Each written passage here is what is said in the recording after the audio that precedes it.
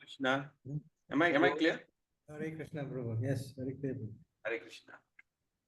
Okay, so welcome everyone for Skandabalan Prabhu. Yes, Hare Krishna. So, welcome for today's program, and today is 18th August, Sunday, and here we're going to discuss on chapter 15, or they call the Yoga of the Absolute, or what's the title? It's the Yoga of the Absolute, right?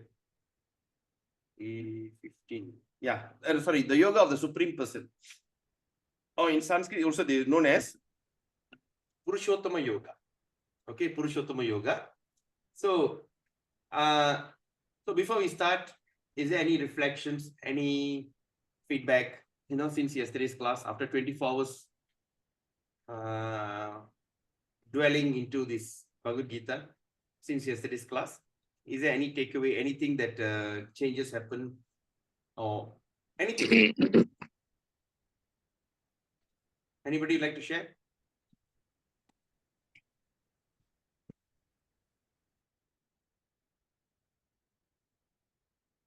Okay, no one. All right. I'd like to share something that today a devotee in the temple, she came and told me. The mother had a fall, a very elderly person. She had a fall and she hit a head. And after she hit a head, and she underwent two surgery, the brain surgery, because there's a clot.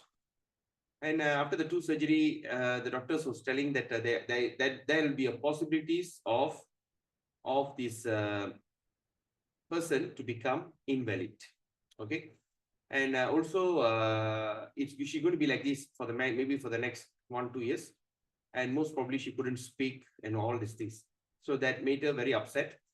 So she asked me, so what should I do and everything? There's only one options that you have.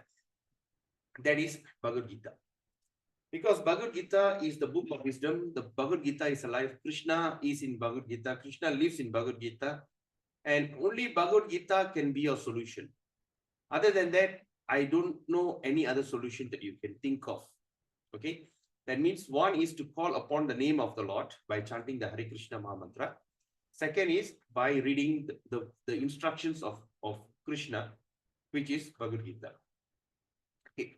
Then she said, can you please pray for me? This is something that I really like to highlight. When someone is praying for someone, does it really happen? Sometimes they say, right, can you please pray for me, all these things. Does it really happen? You have to work on your own salvation. The third party can just give you some kind of consolation to say that, okay, I'll pray for you. I'll pray to Krishna. Anyway, it's not to say it won't work, or it is something that it doesn't happen that way.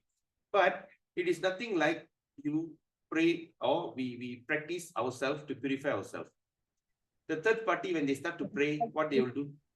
They will just say, okay, like for instance, someone says, okay, I have this condition. So how can you help me? So we just pray to Krishna, dear Krishna. If at all you think that you can help this person, all right, if you think that person the time has not come, okay, it's all entirely is in your decision that you can help the person. Okay. So nothing like, this is not like this material concept of giving recommendation. Okay, I recommend to you, Krishna, that of course it works. But we are not sure how far it will work. Example, like for instance, Sadguna Mataji is telling, I'm telling Sadguna Mataji, Mataji, I'm very hungry. Can you eat for me? Right? I'm stuck in one place and I don't know what to do. I couldn't get any food. So I called Sadguna Mataji and says, can you kindly eat for me? So if she eats for me, will I feel full? We have to always be ready and prepared. And of course, the preparation, this thing is, of course, it is not something that can be done superficially. So, but we always must engage our mind and our intelligence in glorifying the Lord. So through that glorification, what will happen? We will have some kind of protection. Okay. When Lord Shiva in Padma Purana, or even in Srimad Bhagavatam, what happened? There's Bhishma Dev, Bhishma, after the towards the end of the war, he will be lying in the what they call in the bed of arrows. There's so many arrows will start to pierce him all over the body, and he falls and is just basically like laying on the bed of arrow. And Bhishma has this boon of selecting his own death. He can choose when he can die. Right? So he was just waiting for the right time to leave his body. And in between, while waiting for that time to leave his body, what happened? He gave instruction. There were all the children's and all the grandchildren's and all these, especially Arjuna, the Pandavas was there. The Pandavas came to visit him while he was lying in the death bed or death of arrow. So it is a culture like we should go and ask these people who are going to leave the body for instruction, because they're going to give you a lifetime wisdom. They're going to give you an entire lifetime wisdom, the conclusion of life to you. It is not to say that if you just go to the person who are dying, I'm going to miss you.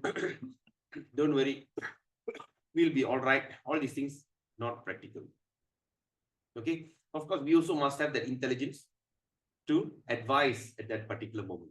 So anyway, so they went and asked, and after that, one of that instruction that what do you call this? Who gives the instruction given by this Bhishma Dev? He said, if you cannot chant Sahasra Namam, your tongue is as good as the tongue of a serpent. You know, tongue of the serpent, snake. It's like a shape. It is poisonous and is useless. Right? He says, if a person do not chant Sahasra Namam, he is considered his tongue is as good as the tongue of a serpent. So what does that mean by tongue of a serpent? I mean, what is it? What is Sahasra Namam first of all? Sahasra Namam, Sahasra means 1,000. Nam means holy name. Name. So 1,000 names of Vishnu. Those who don't chant the 1,000 names of Vishnu, his tongue is as good as the tongue of serpent or useless. Okay, so when you go to this any Vishnu temple, it's quite famous for Sahasranam Archana. That means you go there, you just pay them around 30, 40 ringgit, 30 or 50 ringgit, and the priest will sit with you and you start to chant the 1,000 names. Starts with Om Keshavai Namam, Narayanai Namam, Madhavai Namam, Govindai Namam, Vishnave Namah, Om Madhusudanai Namam, Trivikramai Namam, Vamanai Namam, Sridharai Namam, Shikeshai Namah, Om Patmanabhai Namam, Damodarai Namah, Om Vasudevai. So all these mantras, that first, this one we used to use for tilak.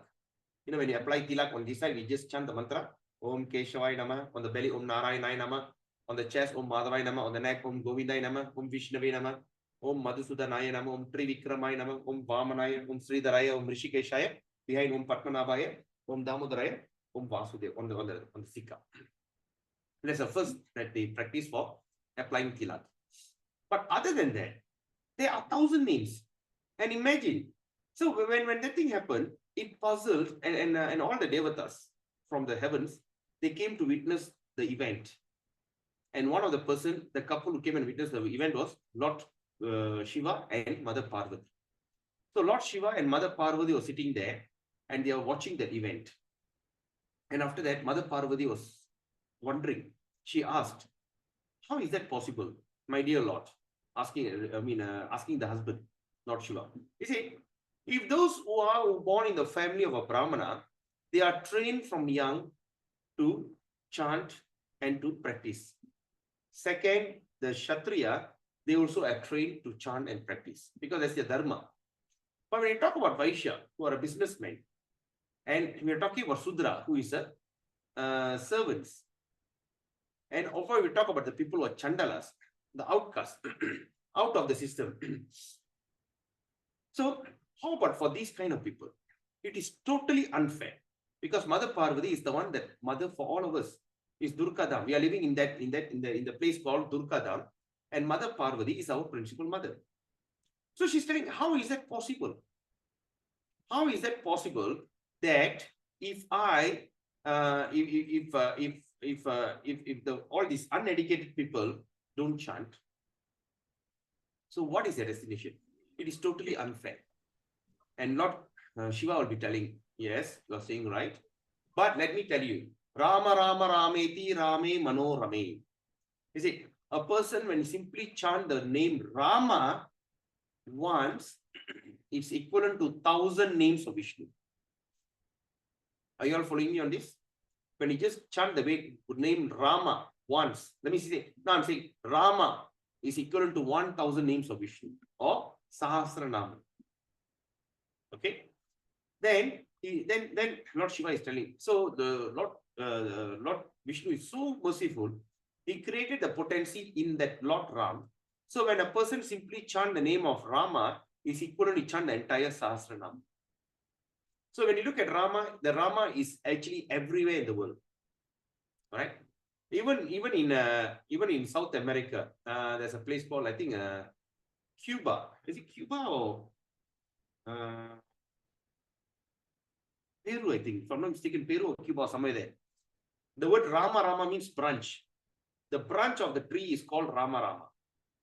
All right? They say Rama, cut the Rama. That means cut the branch. Okay, like that, it is everywhere.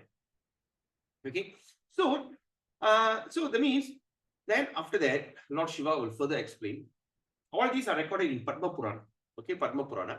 He further explains, he says, but when a person chants the name of Krishna, okay, it is equivalent to the potency equivalent to 3 names of Ram. So Rama is equivalent to 1 name Krishna. Okay. So when we are chanting the Hare Krishna, Krishna Krishna, Hare Hare, Hare Rama, Rama Rama, Hare Hare. So there we find 4 Krishna and 4 Rama. That 4 Rama is equivalent to 4,000 names of Vishnu. And the 4 Krishna is equivalent to 3 names of Ram, equivalent to 1,000. That means total of 12,000 names of Vishnu. In that 4 names of Krishna. So 12,000 plus 4,000, it is 16,000 names of Vishnu. It is in just this one mantra. And after that, how are we invoking? We are invoking it through the internal potency of Krishna, which is Ladini Shakti, we call Hare. So we call Hare Krishna, Hare Krishna. So that means in one mantra, we are chanting 16,000 names of Vishnu. Or in other words, 16 Sahasra Nama. Imagine how merciful that Lord Krishna, and especially Lord Chaitanya, came and created this opportunity that in Kali Yuga, we simply chant the name of Rama is equivalent to we have chanted the entire Sahasranama. Okay, now, so then after that, there was another wonder. And this wonder was, well, okay, but now Bhishma is so fortunate, he's awake and everything. But what happened if a devotee leaves his body in forgetfulness? Okay, what happened that we forget the situation? That means because during the final moment of life is very traumatizing. Okay, because we are in between. It's like a twilight zone. In between darkness and bright. Bright, that means sun is setting, twilight is 2 zones. It's between life and death. That means we are looking at the possibilities of leaving this body forever and going to the next realm, which we do not have any information. As a devotee, you have information. But for a non-devotee, it is going to be something very traumatizing. And even the process is also traumatizing to the devotees. Right? It is also traumatizing. So at that moment, when the thing happens, sometimes we may forget. Sometimes a person leaves the body in coma. Whether the person leaves the body in sleep, in forgetfulness.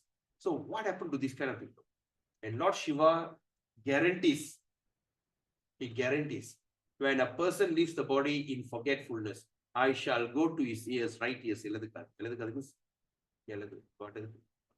Okay, I think left ear. He go to the left ear and he start remind, Rama. It will give you the remembrance. And Lord Shiva guarantees that. And imagine how fortunate. So we do not need to fear whether we're going to leave this body in forgetfulness or we're going to leave this body in this thing. Right? So with that reflection, let's start our program, which is going to be very auspicious. They call the Purushottama Yoga, the yoga of the Supreme Person. Before that, let's invoke with our invoke our auspiciousness by chanting this Mangala Charan, which brings auspiciousness before we start our program. We pray to Srila Prabhupada and all the Acharyas. including Radha Krishna and Chaitanya Mahaprabhu, so that he will give us the remembrance.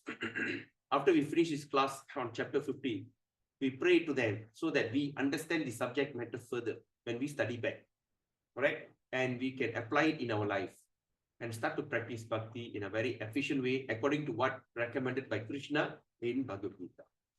Om Ajnanatimirandasya Gyananjana Shalakaya Chakshurunmilitam Yena Tasmai Sri Guruve Namaha.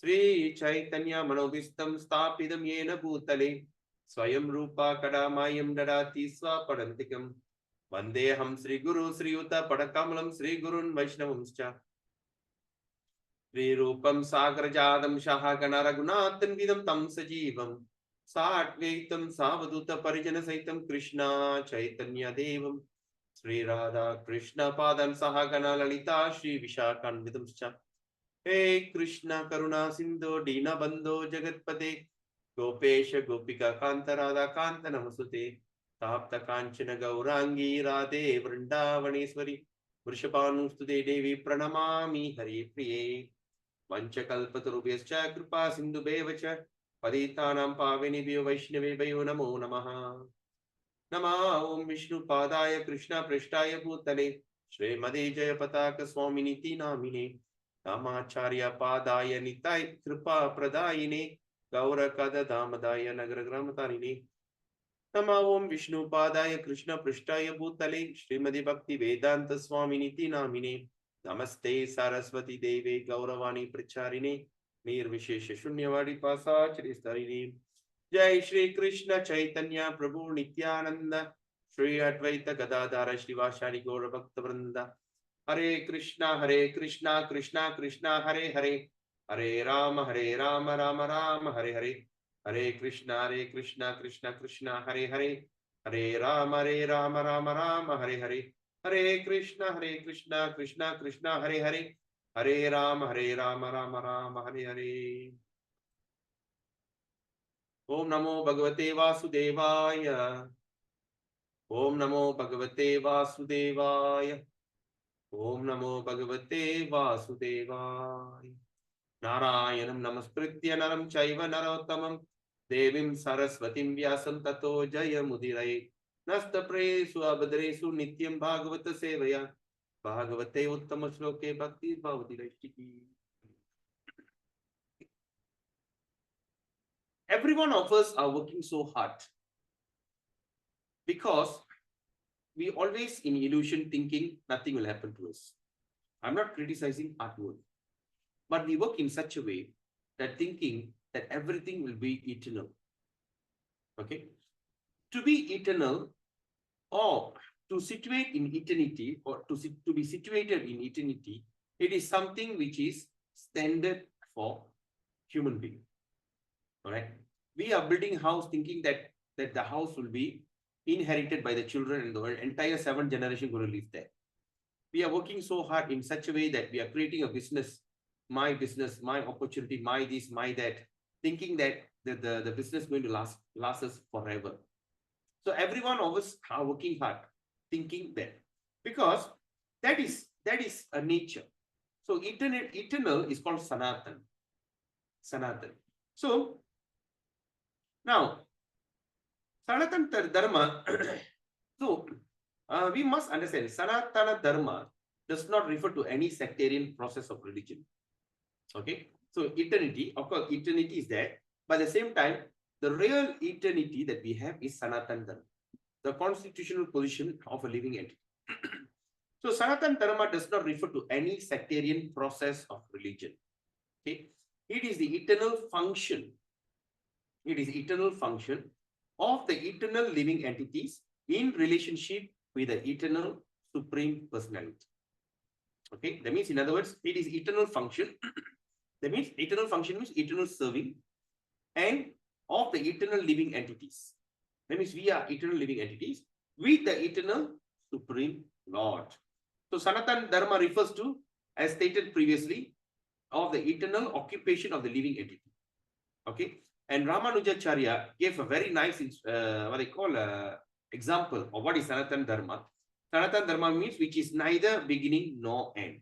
It doesn't start and does never end. So we must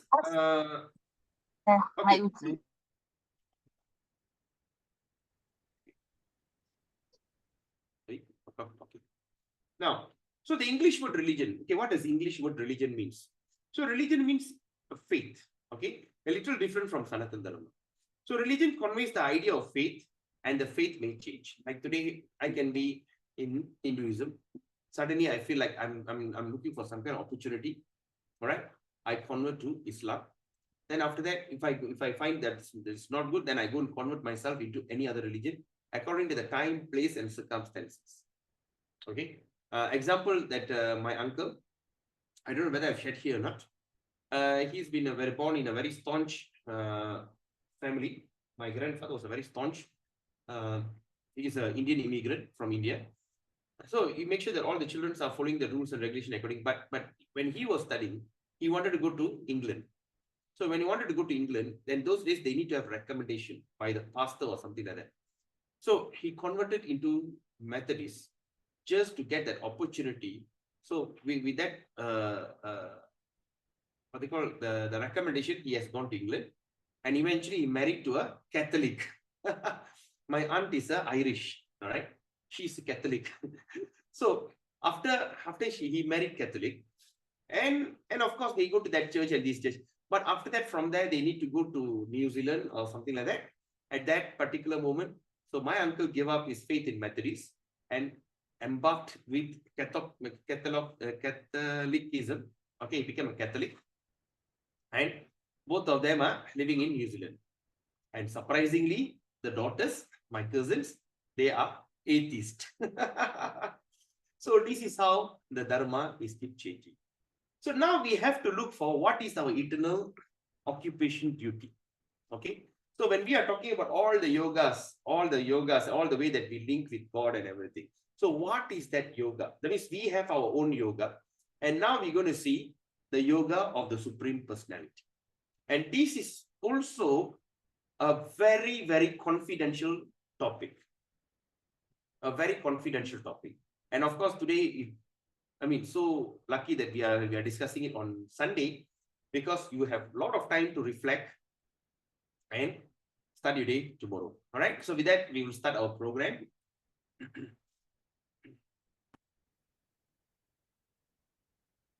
Okay.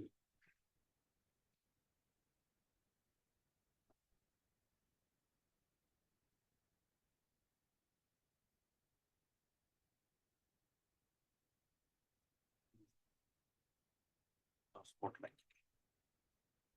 Okay, now, so ISKCON Malaysia, in collaboration with his ISKCON Bhakti Yoga Center, First Garden Bhakti Yoga Center, Ipoh, proudly presents chapter 15 of Bhagavad Gita. So before that, let's take darshan from this beautiful deity, and I wonder from where this deity is from. Yeah, I forgot to put the name. Right? Look at the deity. How does the deity looks like? It looks like, they look like which region of people? Okay, such a beautiful deity. This is Gauranitai, who came in the form just to introduce us a path of bhakti, which is the most simplest way, just by chanting Hare Krishna. And this deity of Sri Sri Radha Krishna, I think this is the deities of Vrindavan, if I'm not mistaken, with the Sakis at the back.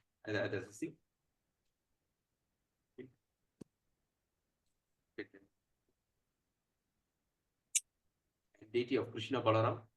And tomorrow is Balaram Jayanti, the day that Lord Balaram appearance. Of course, the following week, Monday, tomorrow is Balaram Purnima, and the following week will be Krishna Janmashtami. Okay. So today we dedicate our program to His Divine Grace, A.C. Bhaktivedanta Swami Prabhupada, the founder Acharya of the International Society for Krishna Consciousness. And without His mercy, all this opportunity, okay, just give me a second. So, by His mercy, today we have the opportunity to worship Krishna, and also that we understand the absolute truth. And this program is inspired by His Holiness Jayapataka Swami, Guru Maharaj, GBC and Spiritual Master. And I will dedicate this program to His Grace Anadi Jagannath Prabhu, of Bengaluru, ISKCON Sheshadipuram, and is a brainchild of the created the brainchild of the essence of Gita Gyan program worldwide. Let's look at this Mahatmya. So, dear Prabhus and mothers, we are all suffering and struggling in this wilderness, in this material world, in this ocean. Okay, we are all struggling. To our struggle, there's no bound. Of course, why we need to speak about suffering and struggling when all of us are going through that? Sometimes people may ask, right? I mean, of course, we are there, but why you need to talk? So our suffering and struggle, of course, it's come from three kind of material condition, which we will study in the future as we go on in Bhagavad Gita. Adi Daiva, Adi Bhauta, and Adi Daivik, Adi Bhautik, and Adi Bhautik, Adi Daivik, Adi Daivik. All right. So that means suffering from the nature, suffering from small insects and like viruses, and suffering from fellow human being. This is called threefold misery. And among all these things, all right, sometimes we suffer from severe heat, severe sudden changes in weather. That is a suffering that comes from the devas. Second is like what happened to coronavirus. A little tiny virus made the whole world into quarantine.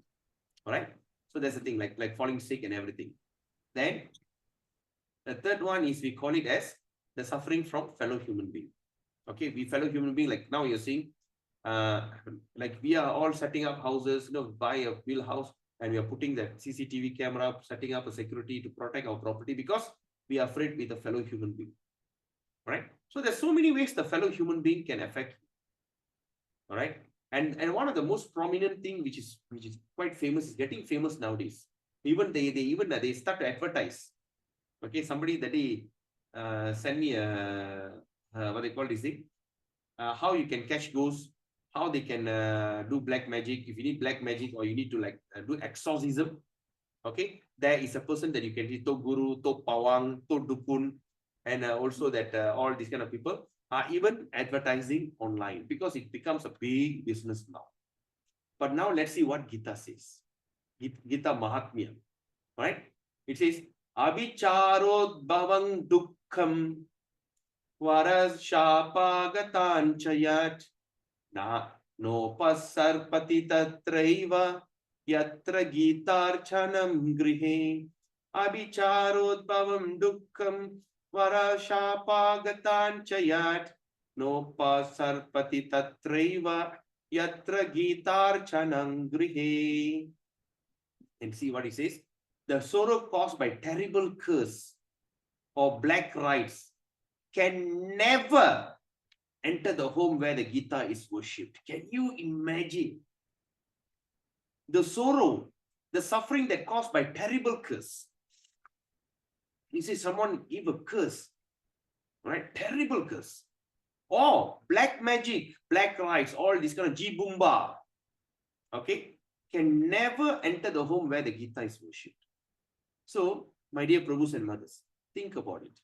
When you start to look around, you see some of your family members all are suffering and struggling. It can be because of some curses, right? Especially when we go and check our astrology. In astrology, there is what they call, they also will look into this section called curses, Pitru dosha. That means the curse of the forefathers. Naga dosha. That means the curse from that serpent, Naga, I mean the snake. All right, maybe you might have killed a snake, maybe 2 months ago, the thing cursed you, right?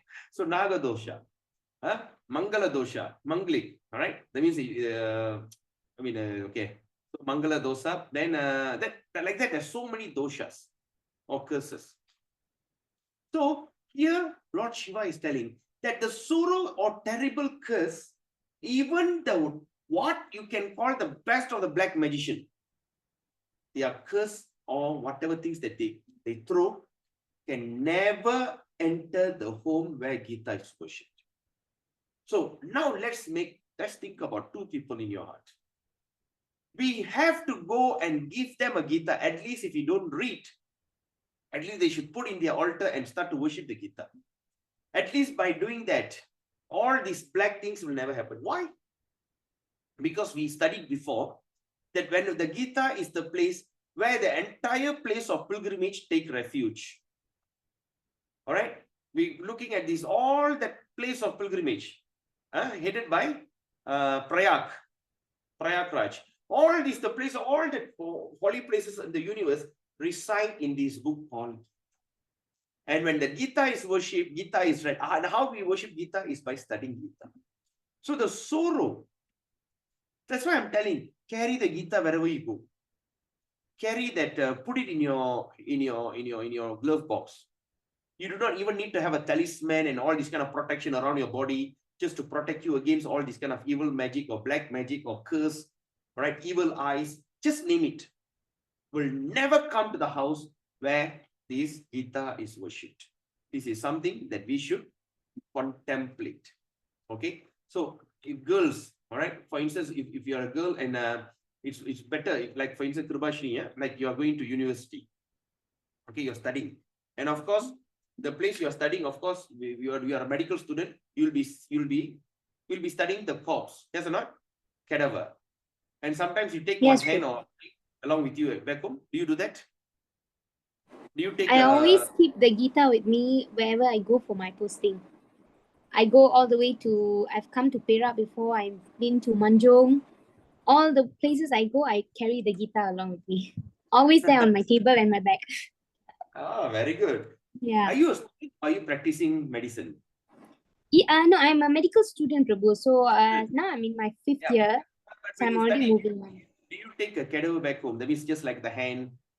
Oh no, Prabhu. We don't bring back the cadaver now. Mm-hmm. Oh, okay, okay. When my cousin sister was studying, she sometimes take the wrist back home. Oh wow. Right? Yeah. Back to the hostel, and while she at night she'll be there. I don't want to. Oh my God, terrible. So whatever. So that means you are exposed to all this kind of date stuff, right? So the Gita plays the important part. Okay, let's look at this understanding of Bhagavad Gita on today's subject. The destination is called Sanatan sky. That is the destination that all of us are looking for, which is called eternal spiritual sky. Yat gatva na nivartante tad dhamma. Dhamma means place. Paramang mama. Param means the supreme destination. In this material world, we find that everything is temporary. Everything in this material world is temporary. It comes into being, stays some time, then produces some byproduct and dwindles and then vanishes. All right. That means, in other words, it comes into being, say like me, okay, I come into being. All right. I'm staying for some time. I created some byproduct. That means I've created my children. Then I start to dwindle. I start to get old. Everything start to all start to shake and not function properly. And then I vanishes. Then I die. Finish. So that's what is happening. So that is the law of material world. That is the law of material world. Whether we use as an example this body or a piece of fruit or anything, even when you look at the fruit. Okay. But beyond this temporary world, there is another world which is we have information. That world consists of another nature, which is Sanatana. Sanatana means eternal. The Jiva is also described as Sanatan. So we are, as a Jiva, we also describe as Sanatan.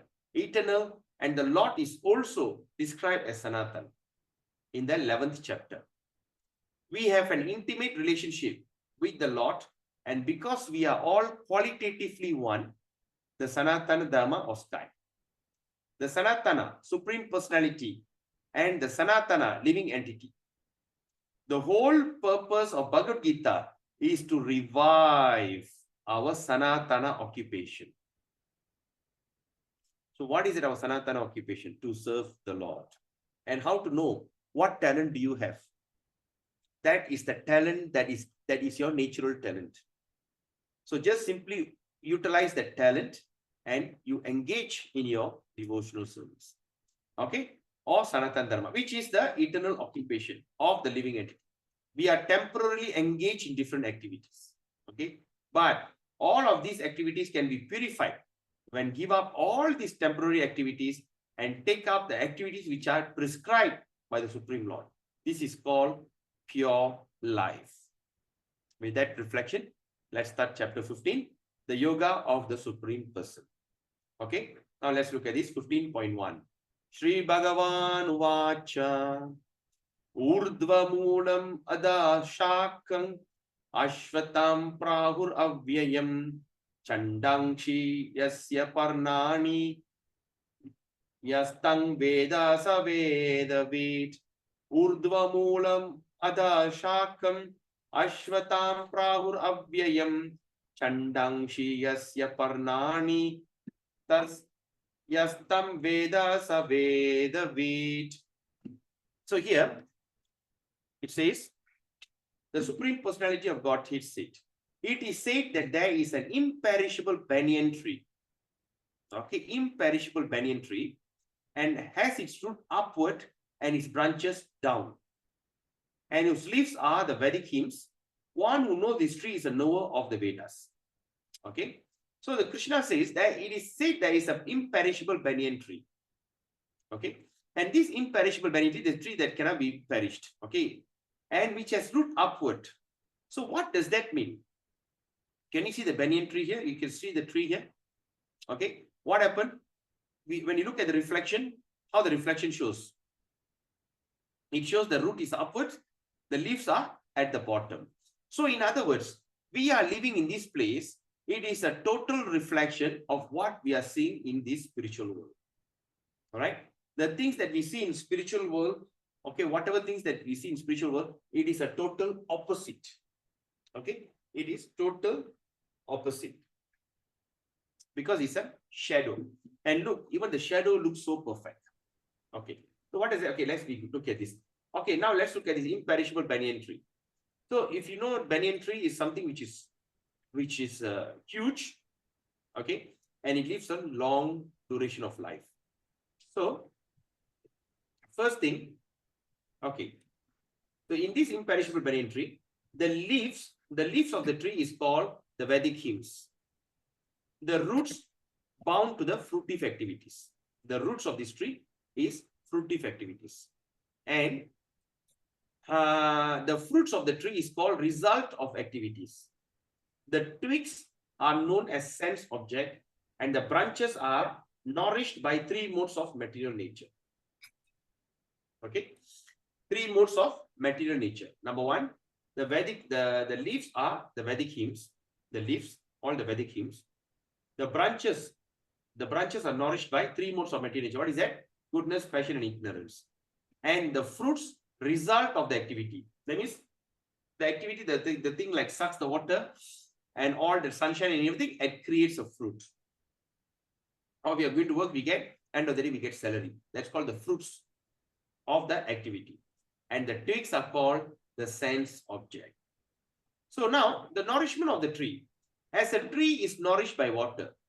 So this tree is nourished by the three modes of material nature. This banyan tree is nourished by three modes of material nature. What is that? Goodness, passion, ignorance. Sometimes we find that a tract of land is barren for want of sufficient water. Okay, sometimes we see the tract of land is barren, looking for water. And sometimes a tract is very green. So there's sometimes you see the land which is very green. Similarly, where particular mode of material nature are proportionately greater in quantity, the different species of life are manifested accordingly.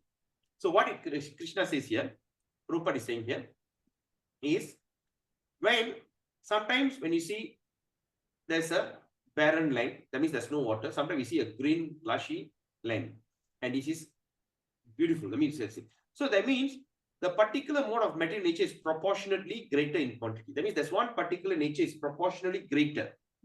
Okay, and by doing that, the different species of life are manifested accordingly. So now, okay, now let's go back to the tree. So when you look at this tree, okay, how we can understand the tree? Okay, number one, the leaves of the tree are the Vedic hymns. So there are thousands and thousands and thousands of this thing. And the branches, and all the branch is created by the three modes of material nature accordingly, whichever is prominent.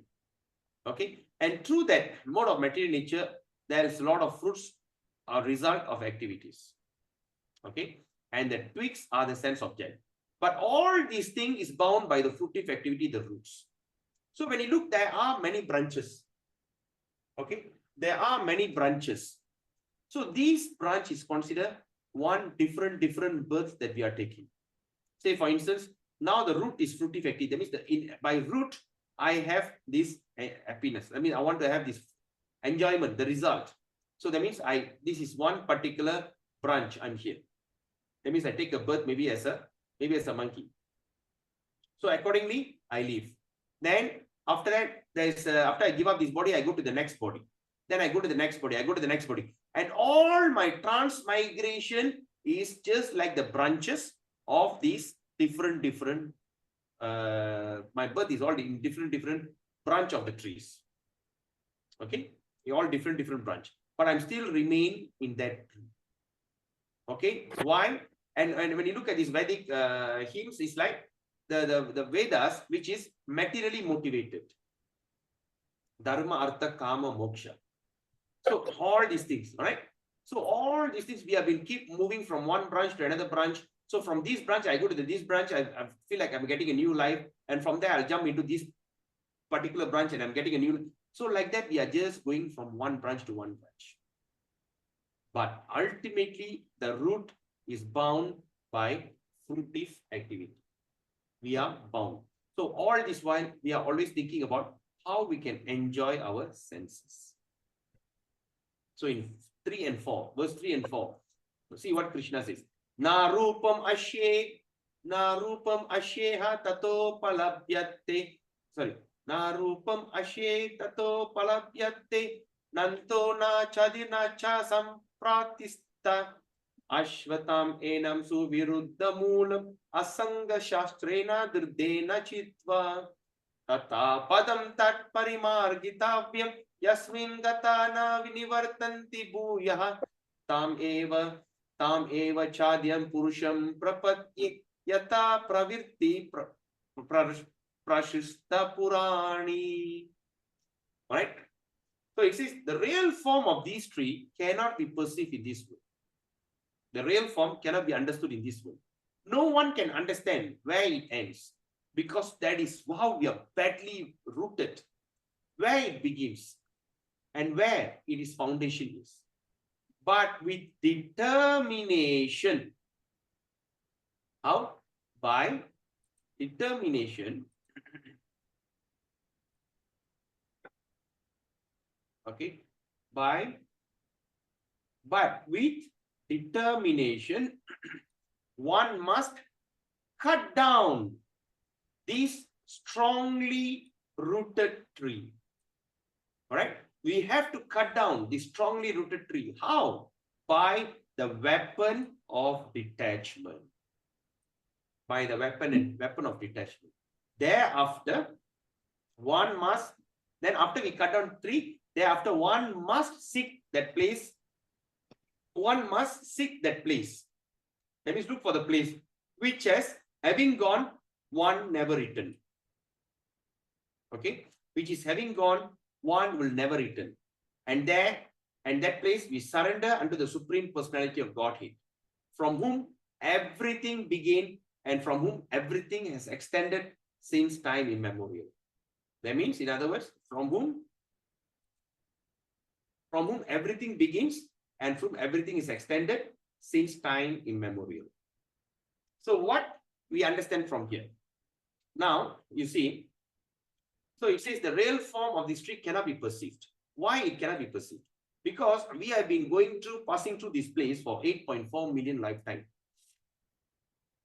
Okay, 8.4 million lifetime we are going through from one birth to another birth. Like that, we have gone through many cycles. One round is 8.4 million. Like that, we have went through millions of times. Okay, I just give you an example. You see, there's a dirt. And above the dirt, there's another dirt. And above the dirt, there's another dirt. So dirt after dirt after dirt, what happened? The dirt, which is the original dirt, it becomes compressed. So when the original dirt becomes compressed, when the original birth becomes compressed, what happened? Then there's another birth on top. It becomes even compressed, until the dirt become, what they call, crystallized. Okay, the dirt becomes, what they call, the birth becomes just give me a second. Okay, the dirt become hardened. So once the dirt become hardened and hardened, it becomes so much of impacted, it turn into carbon. It become carbonized. And after it become carbonized, with further pressure over a period of millions of years, the pressurized carbon turns into diamond. And that diamond can never be cut with any other form of machinery. You need to take a diamond to cut a diamond. Right? So where it started? Where it began? What is the origin of the dirt? Okay, what is the origin of the thing, the dirt that started? Where it came from? How it got blown in? How the thing compressed? How many million years it has been compressed and compressed and compressed and until it become harder until it becomes super hard. It turned into carbon, and from carbon it turns into diamond. How the things all happen? We don't know. All right. So something like this. That means this tree, the form of this tree cannot perceive. You cannot perceive. You cannot do research where it came from. All right. No one, Krishna says, can understand where it ends. Don't know where it's going to end. There's such a vast. We don't know where's the beginning and where's the end. All right. Or where's the foundation is. We don't know. But Krishna says, with determination. When we are determined, all right, when we are determined, one must cut down the strongly rooted truth. So where does the determination come from? In which part of your body the determination comes from? The determination will come from through the mind. And what nourishes, what gives evidence to the mind? The intelligence. So through that intelligence, when it gives back the message to the mind, and of course it triggers that false ego. It goes to the ego. The ego will start to act in the body, and that's when the determination will come. So that means for the mind to have that determination, the mind must be given enough evidence. When you talk about suffering, yeah, the mind is so used to suffering. Yeah, la, what to do? La, born as a human, sure, la, now here pain, there pain. Yeah, la, I born as a dog, I have to suffer. I born as a pig, I have to suffer. Yeah, no big deal. When you talk about suffering, no one actually cares. All right? When you start to talk about death, no one actually cares. If people are so scared of death, there will be no daredevil. People won't be like flying on the road. Even though they know if anything happens, they're going to die, like mud rumping. All this will never happen. Usually when you see, look at it deep into them, even though there's some kind of fear for death, but people are not so bothered about death. So how are you going to convince the mind? So the conviction comes when we start, when the intelligence start to tell the mind, you can put a full stop to it. What? Yes. All right. This person has been studying Bhagavad Gita every single day. Right? And chanting. And the mind says, yes. Even the chanting makes me so calm. I feel so relaxed. I don't feel the agitation. I do not need to worry about, suffer, all this. I don't have that kind of feeling. I feel calm. I feel good. So the intelligence is yes. But now, you experience the vibration, and I've experienced the study, and looks like you can put a full stop to it. Hey, how la? By surrendering to Krishna. Man mana bhav mat bhakto mat yaji mam namaskuru mam evshayitayam atmana mat parayana. Krishna says that in Bhagavad Gita. Huh? What is it? He said, well, surrender, you think about me. You keep your mind attached to me. Worship me. Pay obeisance to me. Being fully absorbed in me. You come to me. Then the mind asks, so what's the big deal of going to Krishna? What's the big deal of going there? You go there, you will never return. Really? You go there, you will never return. But the consciousness from the behind is telling yes, because the consciousness is awakened. The consciousness is awakened from amnesia. Like yesterday we discussed about amnesia. There was a big heat or big excitement. Sometimes, when you go to the place where you see so many excitement, you forget yourself. Party, this and that. So when we start to fall here, we start to forget everything. All right? And I tell, hey, dear mind, dear intelligence, go ahead and enjoy. I also want to enjoy. Until at one moment, then after that, we went through trauma. We went through kind of horrifying death, horrifying suffering. Then we have thrown into the what they call hell. We got burnt. We got a copper that poured into the mouth. Just name it, all kind of hellish region. Everything we have gone through. So sometimes all these things, trauma hit so hard, it became into amnesia and became an eternal amnesia. But suddenly there's another knock on the head. When by the discussion, when people start reading Bhagavad Gita, the intelligence is triggered.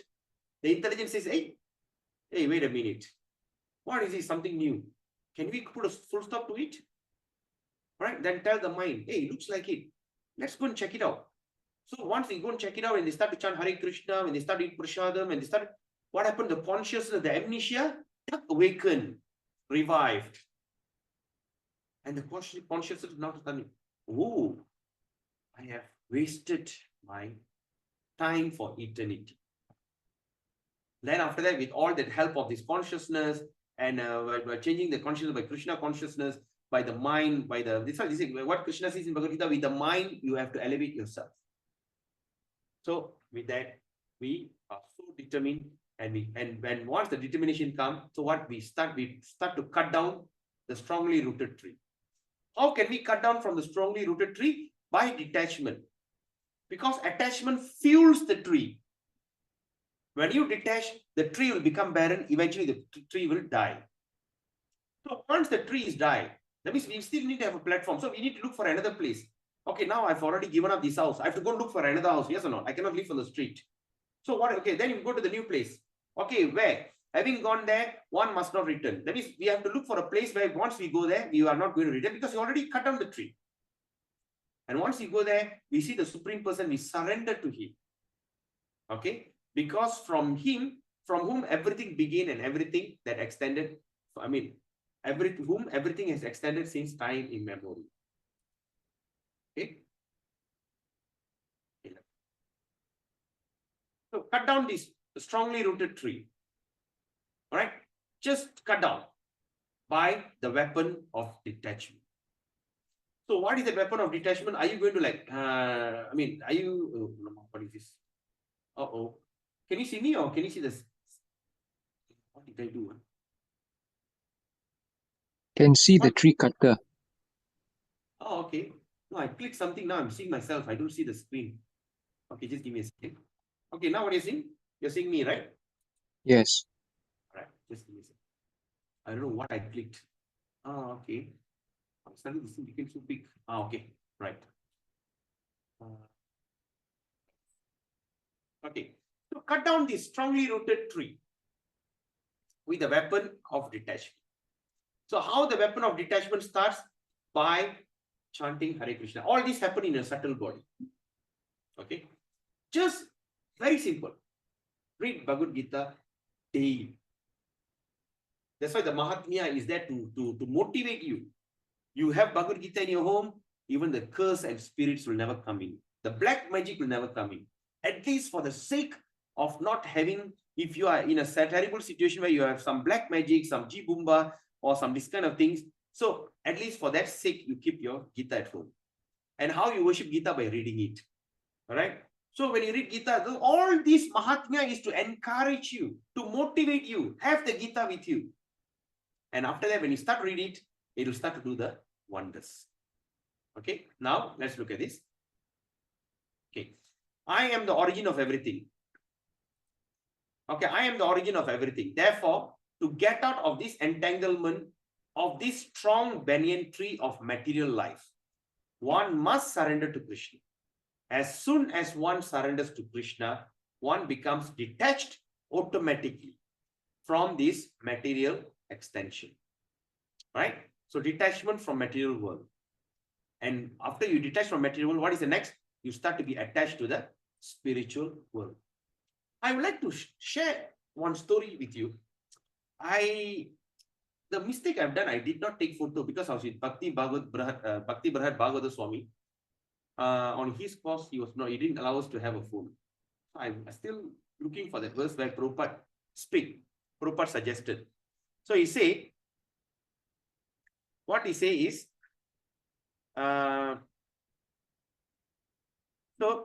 what he says is, when we practice bhakti, we are, say like for instance, you go to temple and you do some seva, even when you go into the temple to listen to some Krishna Katha or to eat prasadam or to engage in some kind of service, actually you are in your spiritual body.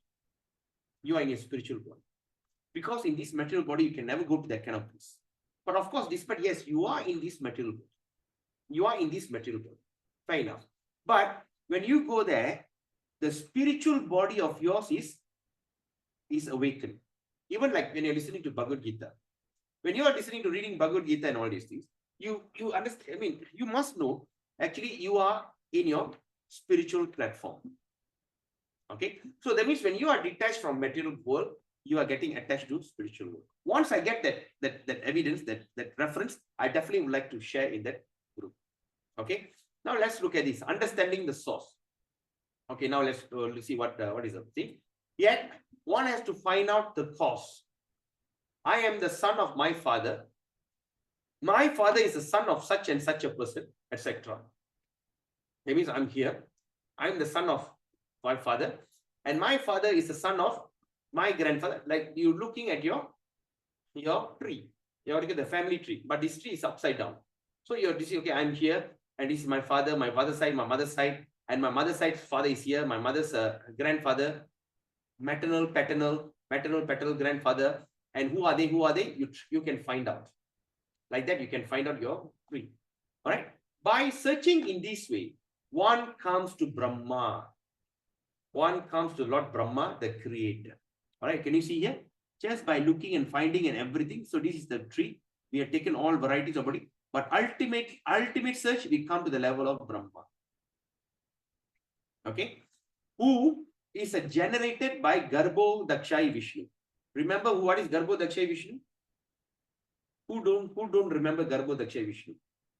You may raise your hand, or you may say me. Who remembers Garbho Dakshai Vishnu? Hello, anybody home? Do you all remember Garbho Dakshai Vishnu?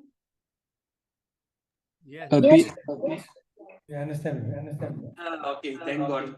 I got so. I was wondering, oh my God, why nobody's responding? Today is Sunday, but not Monday blues. Huh? Why? Yeah? Why also quiet today? Okay, so Garbho Dakshai Vishnu, the one who lies at the bottom of the ocean, right? Bottom. From there came Lord Brahma. So that means who generated by Garbho Dakshai Vishnu. Finally, in this way, when one reaches the Supreme Personality of Godhead, that is the end of research work. Right? So once we finish research, we found it, and once we reach here, that's the end of our research work. One has to search out that origin of this tree. They have to search out for the origin of this tree, the Supreme Personality of Godhead, through the association of persons who are in knowledge. You cannot do it yourself. You have to do it through the association of persons who are in knowledge of that Supreme Personality of God. Right? Yeah, okay, yeah, Krishna God, yeah, Krishna so beautiful, Krishna so and so. Okay, I agree, Krishna Supreme Personality. But how much you know about Krishna? Okay, the one and only person who start to know about Krishna is when you associate with the person who knows about Krishna, a devotee who knows about Krishna. Right? So you should associate with them to know him better. Then by understanding, one becomes gradually detached. Now look at this word. I love this word actually. I love this Prabhupada's terms, which is so assuring. Okay. What he says? That means when by understanding, by this understanding, one becomes gradually. We always must remember one thing. We are not in a marathon.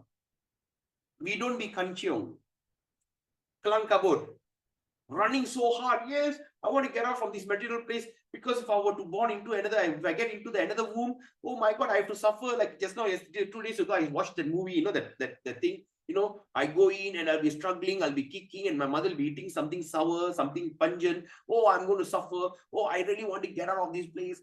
Don't be kelang kabut. Right? That is what is standard procedure. Right?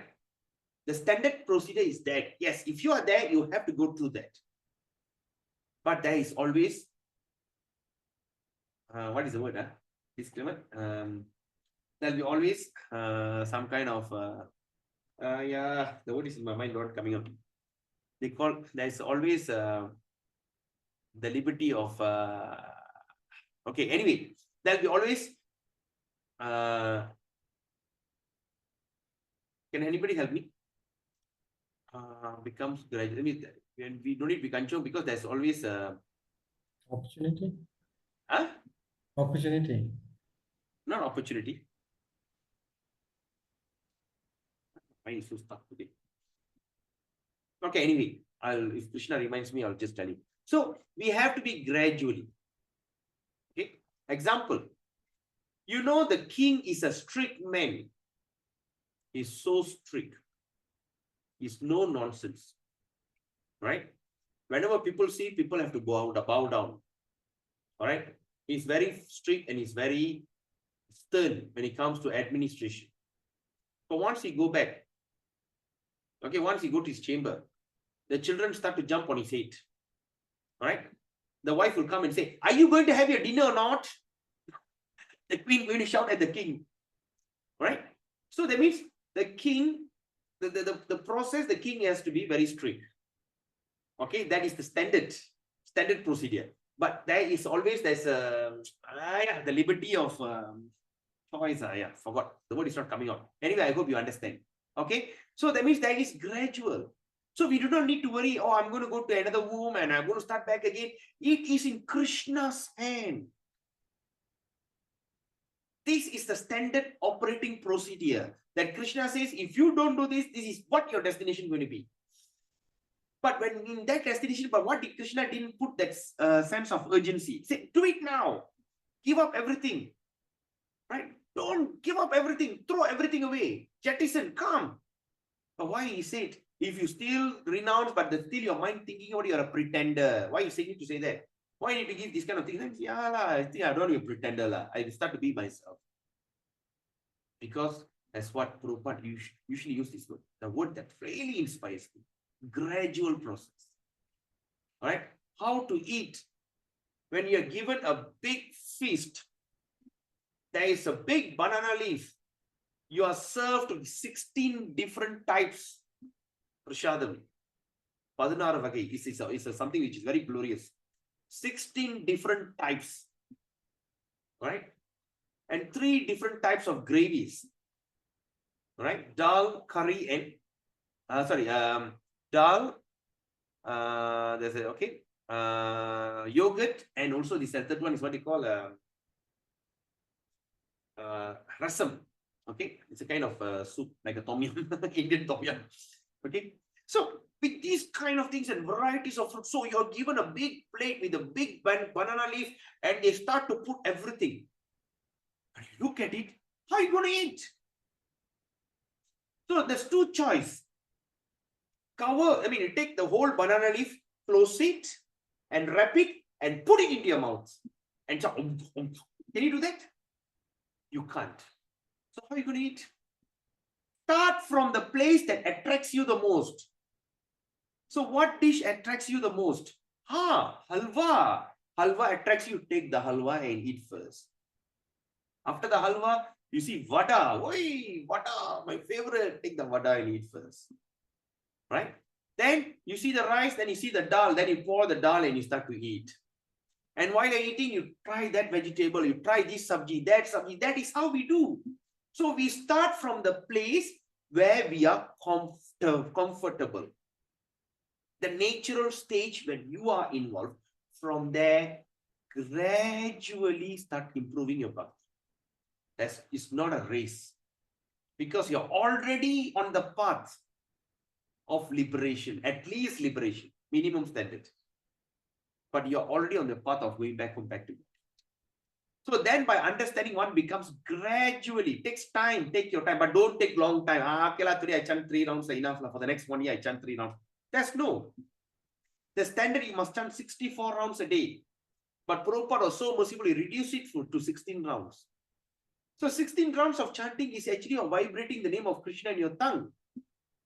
And that attempt is so satisfying. Whether it liberates you or is second story. But it's so satisfying to your tongue.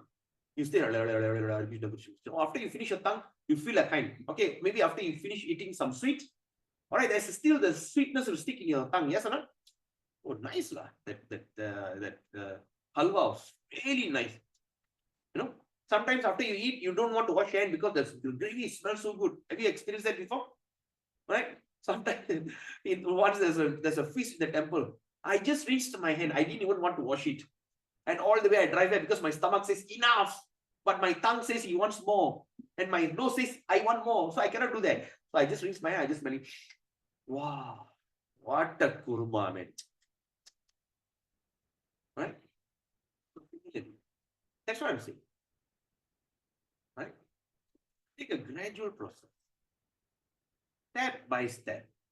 Okay? Because we are already on the path of liberation. We are already on the way. Okay? So even that after we start to experience the sweet, okay, then after okay, I'm wondering why I'm telling this one. So after you chant your Hare Krishna mantra, right? Just like the smell stays in your sticks in your, you know, so the sweetness is there. After you finish your chanting, if you don't experience, if you don't believe it, try and see. Tonight, it's only going to take you 1.5 hours. It doesn't not going to take you forever. And it doesn't, you do not need to like sit in one place, put and meditate. No, just take the beats and just stand 16 times.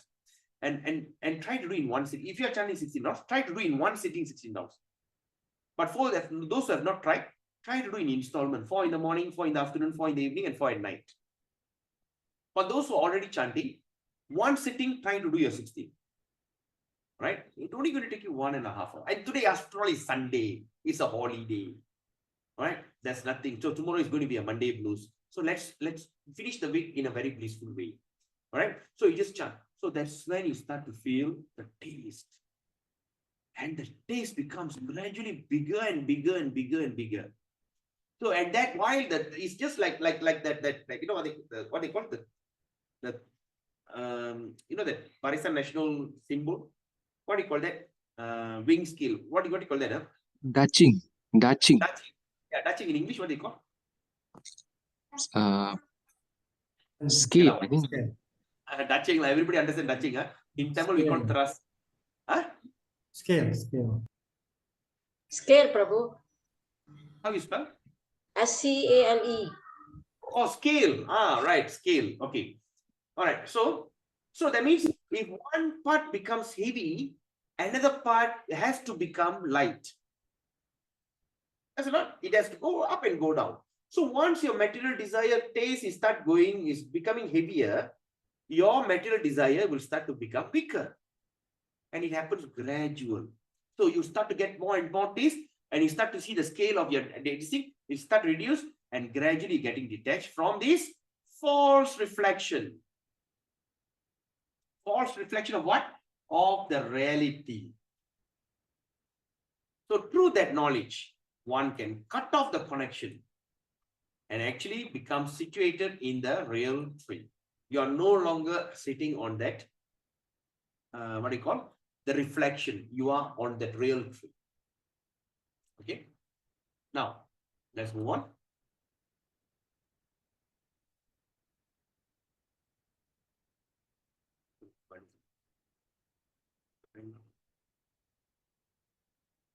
Okay, shall we take a short break? Now it's 8:40. Just take 2 minutes break. Just get up, Yes. stretch yourself, have a water. Yes, thank you.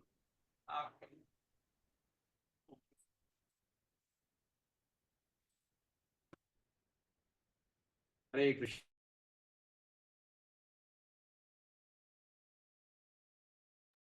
Hare Krishna, are we back? Yes. Yes, Prabhu.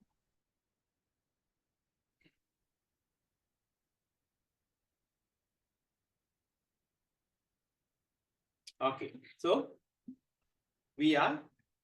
now we understood this thing.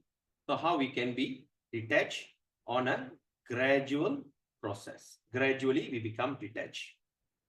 Okay, now let's move on. So now Brahma. So now we are, as what we understand here, when we start to research all the way, we come to the level, the only person that we can find is Brahma, who is generated by Garbhodaksha Vishnu. So who is Brahma actually? So Brahma, all right, he is the original father, and he comes from the navel of He born from the navel of Garbhodaksha Vishnu. So once there's a story, Brahma wanted to come and see Krishna. Okay, it's a story from Bhagavatam. So he wanted to come and see Krishna, and he told that Krishna was resting. Krishna was resting. So that time, he came and he told that his friend, Krishna's friend, he said, I came to see Krishna. He said, I came to see Krishna. And Krishna is resting. Okay, he came to see Krishna. And the friend asked, who are you actually? He said, I'm Brahma. Okay. So he go and wake Krishna. He says, hey, Krishna, there's a guy called Brahma is here. He wanted to see you. And Krishna says, well, okay, which Brahma? He asked that question, which Brahma? So when he asked which Brahma, and the Brahma was shocked. Okay, which Brahma are you? The Brahma got a shock. What do you mean, which Brahma? I'm the four-headed Brahma. Oh, don't tell him. I said that. Then after that, he went and said the four-headed Brahma, Krishna. And then Krishna, okay, asked him to come. So when he came, Brahma was bewildered. He asked Krishna, when I came, you asked which Brahma.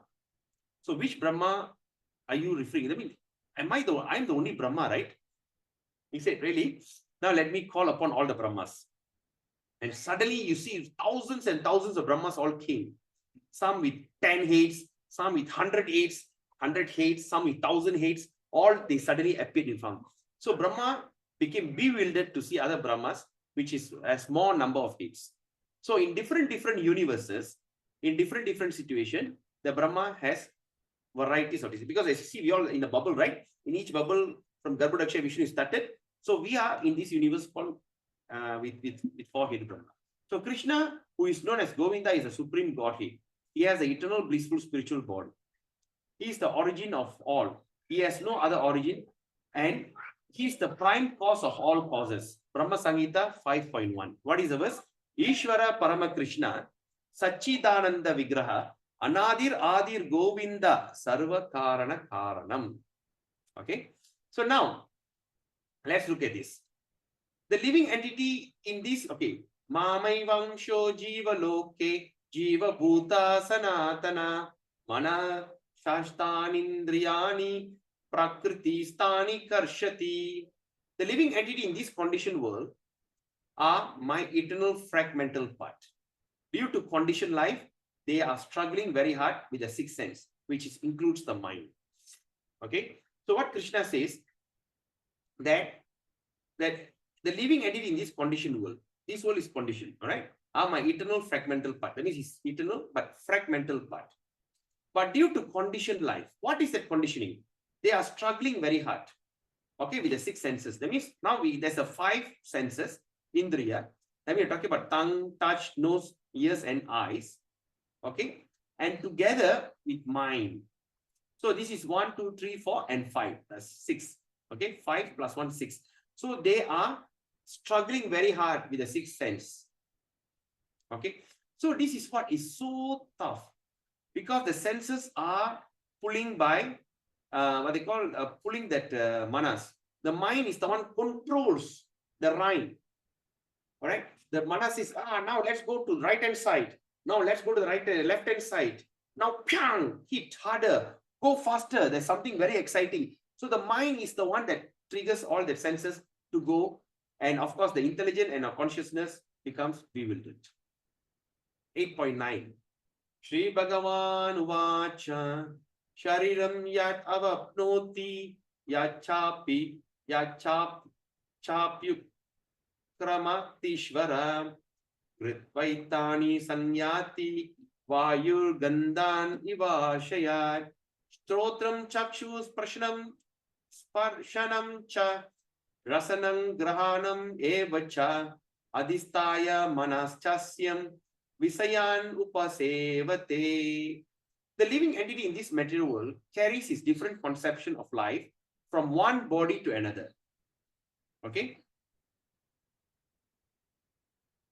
So the living entity in this material carries different conception of life. How?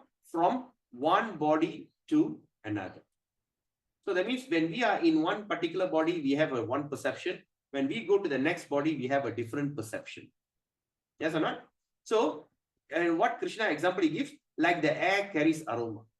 When the wind blows, it carries the aroma from the flower.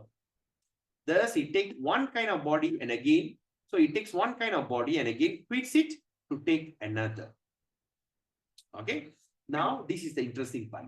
The living entity, thus taking another gross body, by taking another gross body, he obtains certain type. Okay, he obtains what? Certain types of ears, eyes, tongue, nose, and sense of touch.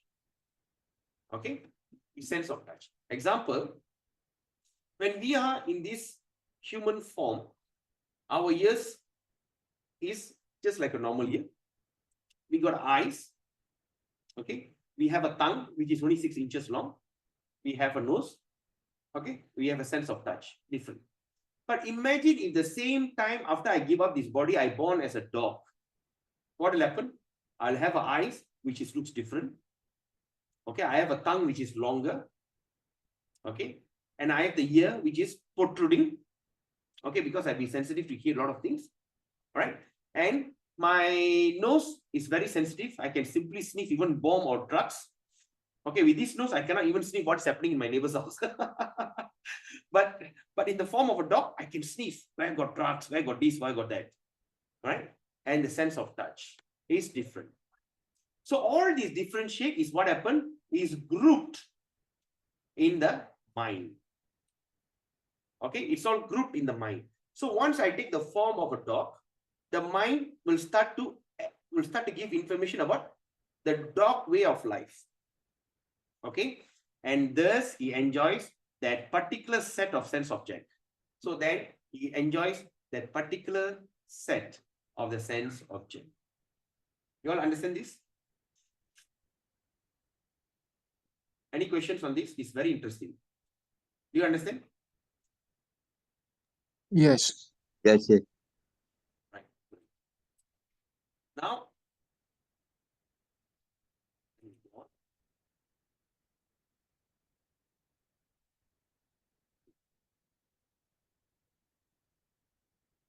okay.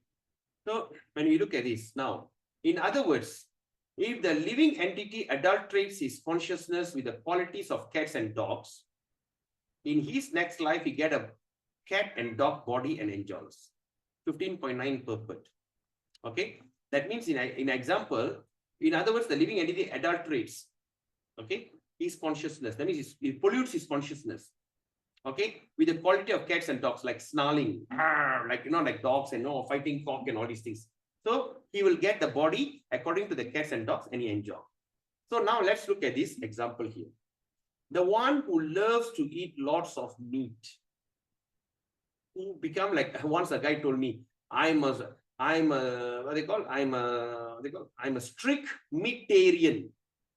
When I told him I'm a strict vegetarian, he says, yeah, but I'm a strict meatarian, meat.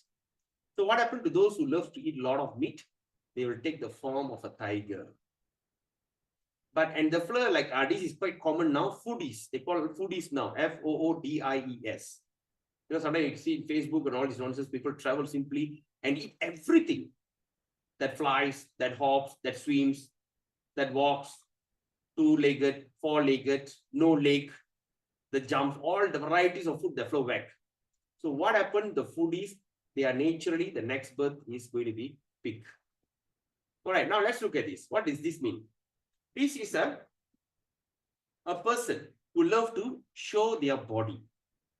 Example, model, all right, or nudist. Okay, they like to show their body. Like actresses, right? The actresses, they all have to wear in a skimpy dress, almost bare minimum dress, and they dance, like Bollywood, all these things. They are all, what is the next destination? Since they like to show their body to remain that way, they will take the form of a tree and remain naked for many years. And those who love to sleep and do nothing else but to sleep, they naturally become a bear, because the bear hibernates. All right. So like that. So now you see, if we are not going to utilize our sixth sense, And of course, like example I gave you, if I give you a land, if you don't plow it, when I come back and say, hey, how come I give you the land, you're not using it? Ah, no, I'm busy, I'll do it later. Okay. 2 weeks later, I start to see it become bush. 3 months later, I start to see it become a bush jungle. Right? It becomes a grown tree and everything. So what I will do after 1 year, I say, okay, I think you're too busy. You don't deserve that place. I'll take it back. Similarly, we are given the sixth sense. If the sixth sense, the sense number 6 is to know for inquiry. Who am I? What am I? What is my relationship? What is my mission? Why I am suffering? Is there any full stop to it? So if we don't inquire, who is God? Okay, and who am I and God? What is the relationship? If we don't inquire, we give up this thing and we go back into the animal kingdom again. All right. Since Krishna says, well, I've given you a lifetime of the sixth sense to utilize it, but you polish it, become a better animal. You create a better way of sleep. You create a better way to eat. You're supposed to use the sixth sense to intelligence, but you go around the world and try to eat there, simply whack food. And you like to go, you act to show off your beautiful body, to create sensation. So all these things happen, you'll be thrown back into the species of animal life again. So after that species of animal life again, we go through so much of suffering, millions of birth in animal kingdom. We go all varieties of animals from the aquatic to the animals. Okay, from here we start from the aquatic. And slowly we go to the reptile, and from there we go to the plant, we go to the big animal, farm, we go back to the human being. Still go back again. Like that, we are transmigrating.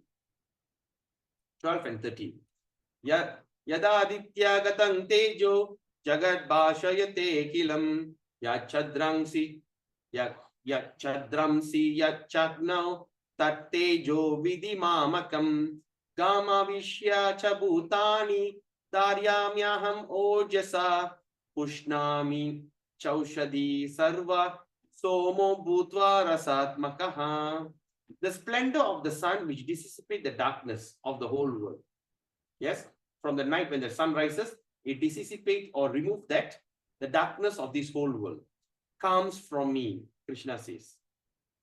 And the splendor of the moon and the splendor of the fire are also from me. I enter into each planet, and by my energy, they stay in orbit. He enters into each planet, and by my energy, it stays in orbit. Imagine 5,000 years ago, Krishna was speaking this. Before any creation, I mean, there was no such thing, orbit. They never knew that the planets were hanging there. Right? They never knew.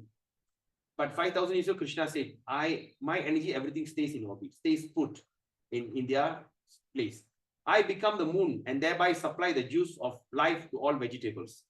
When you see the full moon, right? The full moon day is the day that all the plants will become nourished.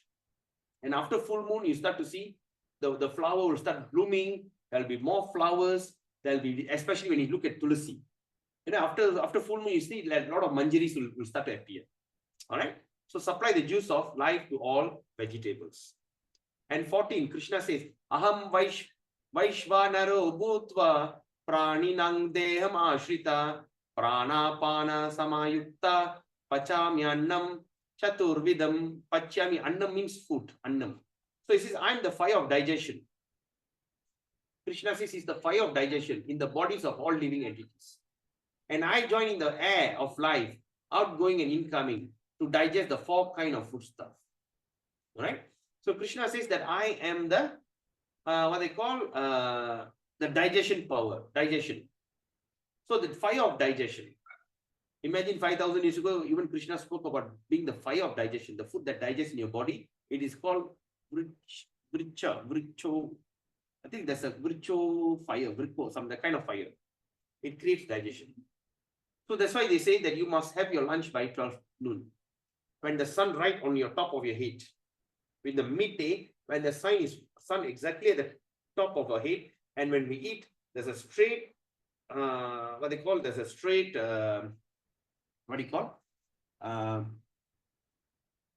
energy, whereby the food is get digested. All right. What happens if you eat after that? Eat 2 o'clock, 3 o'clock. Now we call brunch or lunch and dinner or whatever. and if you eat at night, the food doesn't get digested. That's because there's a fire of vrka. I think the fire has been subsided. Okay. At the same time, we eat, we must chew the food 16 times. We shouldn't take cannot. You have to put your food inside, you chew 16 times. Hare Krishna, Krishna Krishna, Hare Hare, Hare Rama, Rama Rama, Hare Hare, then you swallow. Alright, because the Maha Mantra got 16 words. So you chant while you eat. Alright. So you start to digest the food better and you feel more healthier. Okay, so anyway, Krishna says, I'm the fire of digestion. 15. Then Krishna says, Sarvasya chahang hridi sanivisto matta smriti jnanam apohanam cha vedescha sarve aham eva vedyo vedanta krit veda videvam chaham. I am situated in everyone's heart, and from me comes remembrance, knowledge and forgetfulness. So now you remember Krishna, you have the knowledge of Krishna, and you forget Krishna, all comes from him. Okay? By all the Vedas, I am to be known. Now let's see what Krishna says. In all the Vedas, I am to be known. Indeed, I am the compiler of the Vedanta. I am the knower of the Vedas. So what does it mean, I am the compiler of Vedanta? So Krishna came in the form of Vyasadeva, and he compiled it.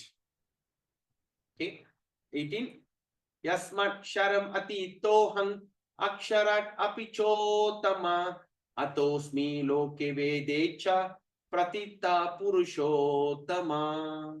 Because I'm transcendental, beyond both fallible and infallible, and because I am the greatest, I am celebrated both in the world and in the Vedas as the supreme person. What? Purushottama. So now, did Krishna really say that he is the supreme personality? He did. 15, 18. Right? They say, why only pray to Krishna? Why nobody else? Everybody is supposed to be equal, right? Everything is equal. Everything is one. Why particularly Krishna? Because in Bhagavad Gita, Krishna 15, 18, he says, Yasmat sharam atitoham.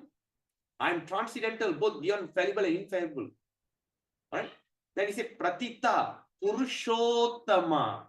I am celebrated both in this world and in the Vedas as the supreme person.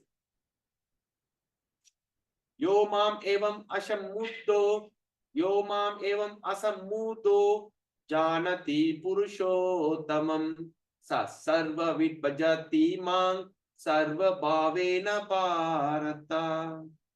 Whoever knows me as the supreme personality of Godhead, okay, without doubting, is the knower of everything.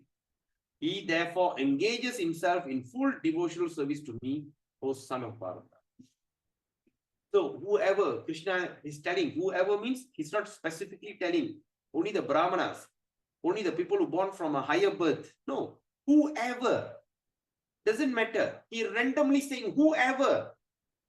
It can be the lowest of the lowest Chandala, the dog eater. He can be the highest celebrated Brahmana. Doesn't matter. Whoever knows me as the supreme personality of God, and without doubting, I don't doubt that, is considered he knows everything. Okay? And once we understand that, so what is the next step?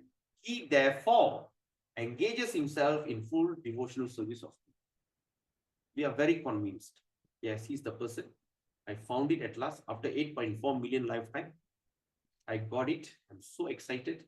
And now I engage myself in worshipping him. So how we can do it? RDC formula again. Read Bhagavad Gita, distribute Bhagavad Gita. Reading Bhagavad Gita is a devotional service. Distribute Bhagavad Gita is even glorious. And chant Hare Krishna. I mean, I shouldn't say the word even glorious. All these three are glorious, equally glorious. Reading Bhagavad Gita, distributing Bhagavad Gita, and chanting Hare Krishna is equally glorious. But Krishna says something specific. But if you distribute, you are very, very dear to me. We will study that in chapter 18. The last verse. Iti guhya tamang shastram idam uktang maya nagaha. Sorry.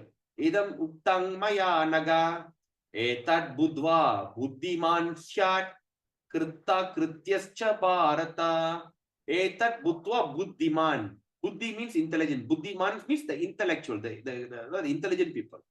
So now Krishna says here in 20, which is very, very assuring, this is the most confidential part of the Vedic scripture.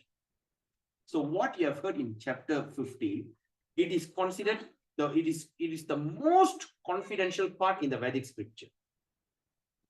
So please study this chapter 15 on a daily basis. Purushottama Yoga. Only 20 verses. If possible, try to recite it, try to memorize it. And he says, "Oh, sinless one," and it is disclosed now to you, disclosed now by me. I myself disclosing it to you. Whoever understands this will become wise, and his endeavor will know perfection. All his endeavor will become perfected. So, Bhagavatam, the offer is still there. If at all anyone of you wants to buy Bhagavatam, is there. But the most important, take the commitment, RDC formula, read Bhagavad Gita, distribute Bhagavad Gita, and chant Hare Krishna. Your life can be really perfect. Okay. So, any questions, any comments? But before that, I would like to share with you something. I just received it, and I only got, I think, few copies of this. Okay. Can you see this? Right? This is actually Prabhupada's lecture. Okay, his lecture. And in this lecture, it is what they call lifetime audio. It has 128 GB, 4,000 lectures. Right? You see this one? So this is the entire collection of the lecture. So all the lectures that Prabhupada gave from the day one until he left the world are roughly around how many hours? It's mentioned here. 2,400 hours. 2,400 hours of lecture. Okay. It is designed and prepared by this Bhakti Vedanta archive. There are some lectures you can't even find it outside because, of course, it's spoiled. It is sick. So they digitally master it so nicely and they're distributing it. Okay, it was given to me by Bhakti Brihad Bhagavata Maharaj. I think I only have around 3 or 4 copies with me. Okay, so this is what it comes in a pen drive. You just can click into the pen drive and you can go on listening the lecture 24 hours. You can just go on listening because what Prabhupada spoke is basically the conclusion of the entire Vedic literature. Okay, like you see in the purport. All right, you see. So you can go on listening this, and this is a very rare collection. Okay, Brihad Bhagavata Maharaj, you can see, right? Okay, it's a very rare collection of this pen drive. And okay, it's only distributed at the price of 190 ringgit. 190. When you go and see online, I think it costs you something like few hundred. Okay, it costs you few hundred. But here, Maharaj gave it to me and told me to distribute at this price, so that it's affordable for everyone.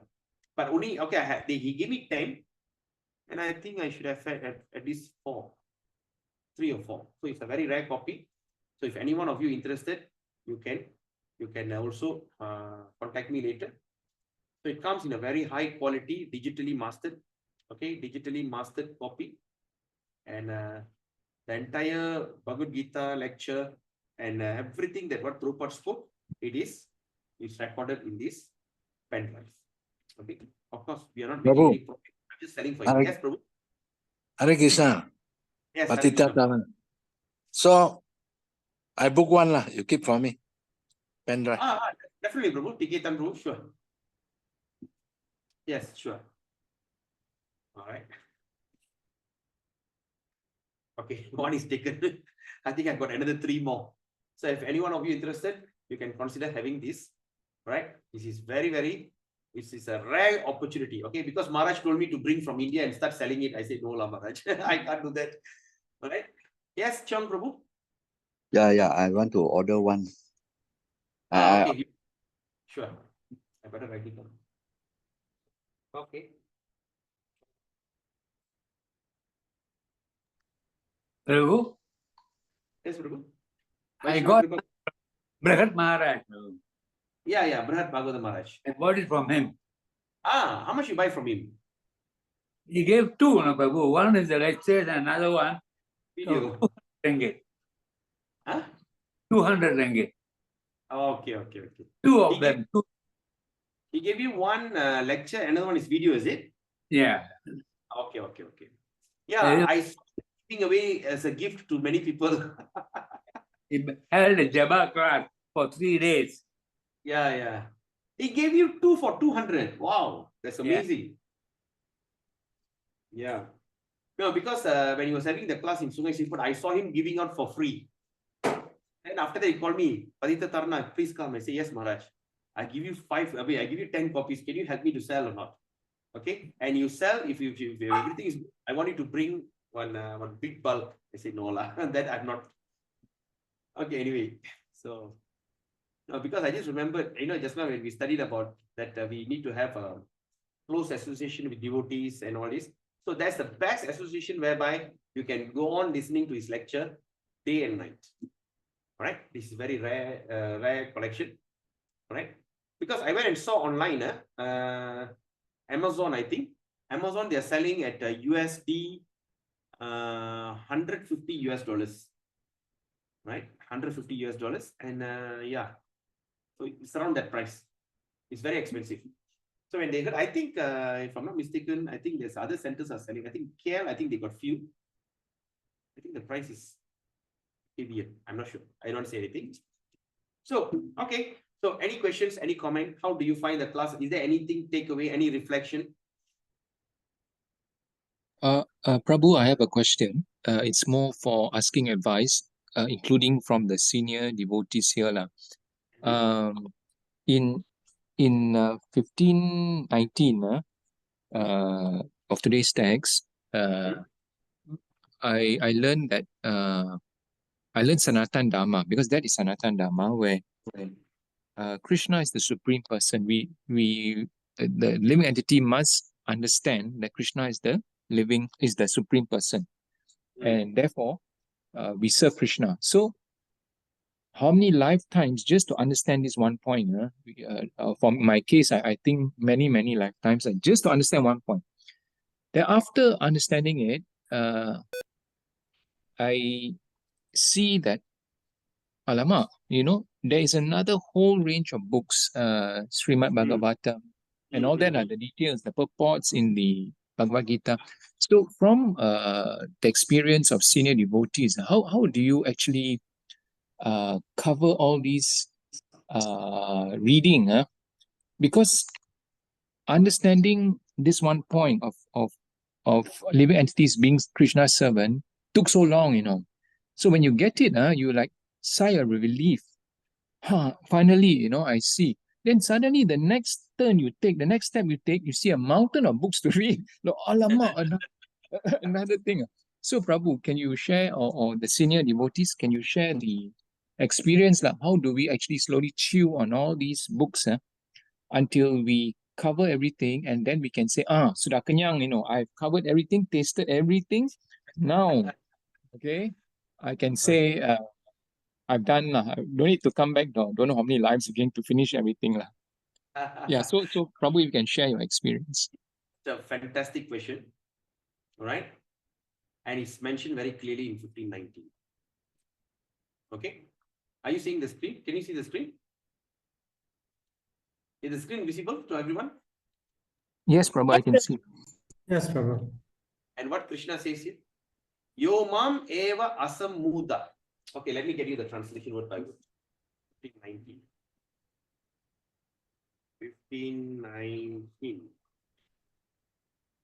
So 1519, it's mentioned. Ya means anyone. Yaha. Okay. The word yo here is the translation ya. Anyone. Who? Anyone who. Mam. Mam means me. Evam. Evam means thus. Asammudaha. Asammudaha means asammudo. Asammudo means without a doubt. Janati. Janati means, the word Janati means knows. Purusha Uttamam. Purusha Uttamam combined become Purushottam.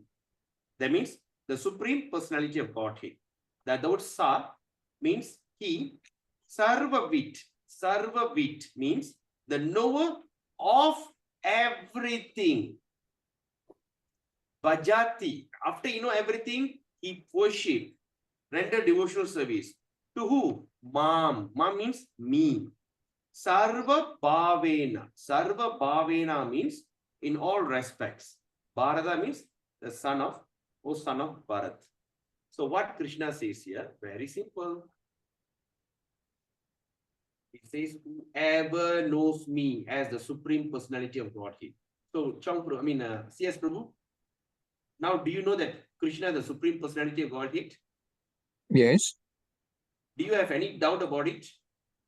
80% no doubt lah. But sometimes 20%. Yeah. Because of the past traditions, they. No, it doesn't matter your past tradition, but today are you convinced that Krishna Oh is yes, the yes, yes. Of course, yes. And do you doubt that? Do you doubt your belief that Krishna No, is I the don't Supreme? doubt. You He's don't doubt, right? 100%. Yeah, Okay, 100%. then you know everything. Done. That's it. You know everything. Huh? You have known everything. Oh, okay. You know everything. You know Bhagavatam, you know Chaitanya Charitamrita, you know Bhagavad Gita, you know everything. But I haven't read, Prabhu. Doesn't I matter. haven't. Krishna is here very clear. He says, whoever knows me as the Supreme Personality of Godhead, and you don't doubt it, you are considered knower of everything. Because the conclusion of all these things, the Veda, the Bhagavatam, the Chaitanya Charitamrita and everything, to convince you further to say that Krishna is the Supreme Personality. I see. Okay. You have known, you knew it. So what is the next step? You engage yourself in full devotional service. Okay. So we have no worries. Yes, so many books are there. Yes, fair enough. There's so many books there. I think Prabhu, can I supplement? Yeah, yes. Because you are Yes. Chinese body, you know. Ah, So CS, Yes. I want to tell him now, because I don't what to say to CS say is correct. Just by reading to know Krishna, yes, by lips. But anyway, you have to read the books, Bhagavad Gita, as you just now read gradually. So now, like CS is just coming, I think, to Hare Krishna, very new. So him is doubtful, you know. yeah. He answer you, I know everything. No, because Mm. you must get in chanting first. Yes. As Krishna, chanting very important. By reading, gradually, Krishna in your heart will show you, manifest in your heart, you know. That is very important, very subtle. Correct. So that is for us. If you are fixed, like determined, convicted, you read Krishna, in the heart will reflect to you. Yes. What I think lah, CS is You're right. God No, headache. no, no. I don't doubt you're saying, bro, you are very, very senior devotee in Malaysia. You know, No, you no. are my. No, senior. I'm also limited. I only know a bit. You see, like the Bhagavatam, I'm not to say lah. I have read 3, 2, and can say I read Bhagavatam nearly 3 times, 3 rounds. Well, it's see how a person, you know. You see, you read one day, one verse, you take 49 years. 49 years. One verse. Correct. Then after last time I chasing, you know, like the drugs, those addict in drugs, they Gyan already. So every day I chase, you know, read and read and read.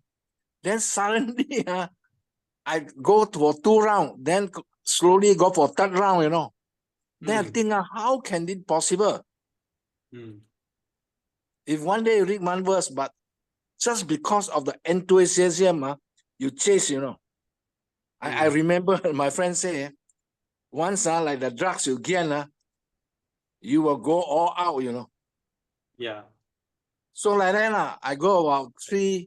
Now I stop it because recently, you know, these 2, 3 years, I cannot walk.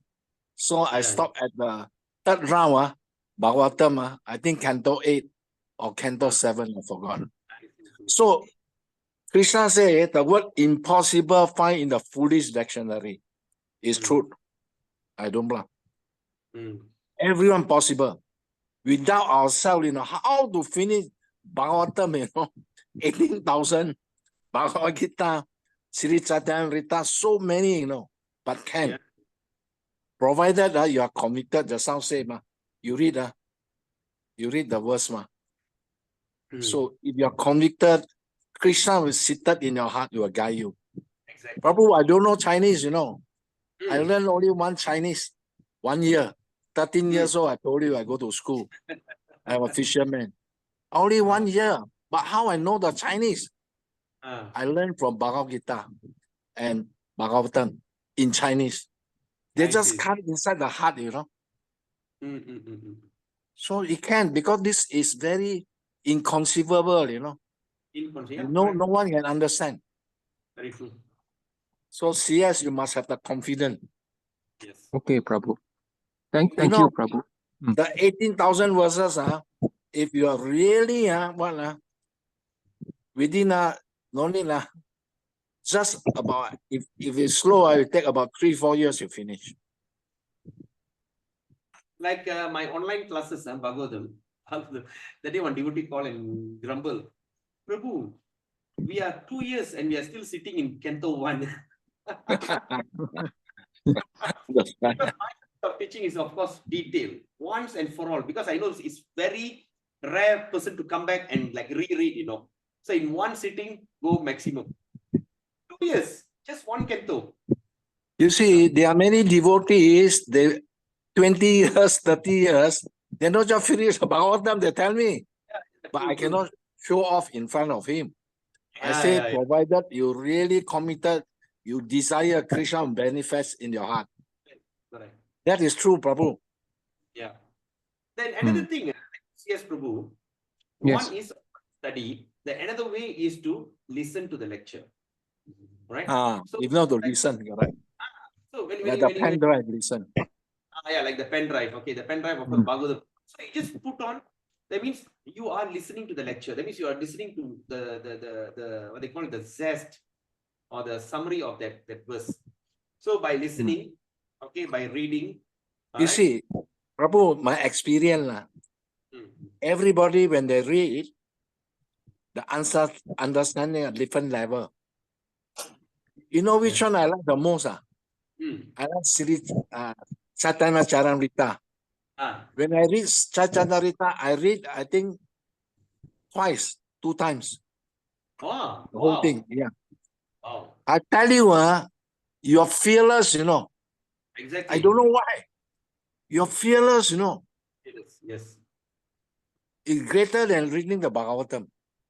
That is my feeling. That's very Fearless. true. That is my feeling. Sorry, I'm not telling to boast, That is my feeling. Well, of course, I shouldn't say that, of course, but since you say that, Trivikram Prabhu, I went and joined this Chaitanya Charitamrita class, so-called summary study. So with this Pran Govinda Prabhu from US, Alachua, America. He start the class at 8 p.m. because it's following the American time. Okay, 8 a.m. there is 8 p.m. here. 8 p.m. It's supposed to last only for 2 hours, but the class will finish at 4 in the morning. 8 p.m. until my God. Just next day I have to like get up and just go and send my children. Oh my. But the conclusion is, I got the same conclusion. You become fearless. You don't have any fear. No fear, really. I mean, you come to the level, you don't even need to be in India to do things, You have to be here, Malaysia, wherever. Beautiful. Then, another thing, the realization, then, you are nothing lack of, you got everything, That is my feeling, True. Because I think Krishna, you got everything, really, whether you are poor, you are rich, you got everything. Krishna give you, all provided by him. Right. That is the feeling, But of course, we cannot tell the neophyte and all that, you know. They think we are fanatic, we are boasting, you know, really. Good. Okay, Prabhu, can you on your camera so that everybody can have your darshan? I think some of you have not seen you before. No, yeah, I just show my face only because you are very hot, you know. Okay, very hot. Very hot. Uh, I'm okay. I'm very junior lah. I I'm only not. can see your upward. Bring the thing down. See your whole face. Okay, that is Trivikram Prabhu. For everyone's Yeah. okay. Thank you, Prabhu. I like your class very much. Oh, thank you. Trying my best. You see, you are the one reading the Gita. Gyan, you're doing the lecturing. There are few also lecturer for Gita Gyan. So you are speaking, you're narrating different, you know, taste. I get a different taste. I see. So everyone, they narrate they got different taste, you know. Very nice. So if next time, I will always tell the Chinese, you know, of course, you are born, Prabhupada say, if you are an Indian body, you are very lucky. You already got a software, you know, Yeah. of spiritual Hinduism. It's already in you, in the bone. In you already. With you. So, everyone, they have. So I tell the Chinese, we must follow the Indian, you know, because their nature, the religion is they're born with the body. Those who are born in India, whether you are poor, you are famine, you are very lucky. So when the Chinese, your lecture, sometimes we cannot digest too much chili, too hot curry. So for the Chinese, when we narrated the Bhagavad Gita or whatever, you must have kuntao mi and some vegetarian bakute so they can digest. The taste different. So we simplify it to Chinese, you know. Correct. No? Now the devotee are coming, you know, the China devotee. So we are also giving them a different taste. So they say too much chili. You see, they say they bring their own rice, they bring their own pickles, they bring their own soya. So I tell them, if you don't train in Malaysia, they are Indian born, you know. So they cook prasadam for Krishna, all got spice, got chili, got all this, you know. So you don't learn from them how you're going back to Goloka, Vrindavan. You must train here. Try to learn how to eat chili. Necessary, because I was trained by this devotee in book distribution by Harikesh Maharaj disciple. He's a Poland, all right? He's a Poland, and both of us was we were in Penang. That time I was full time there in Penang. What place is that? Green Lane. You know the Green Lane Center, Prabhu?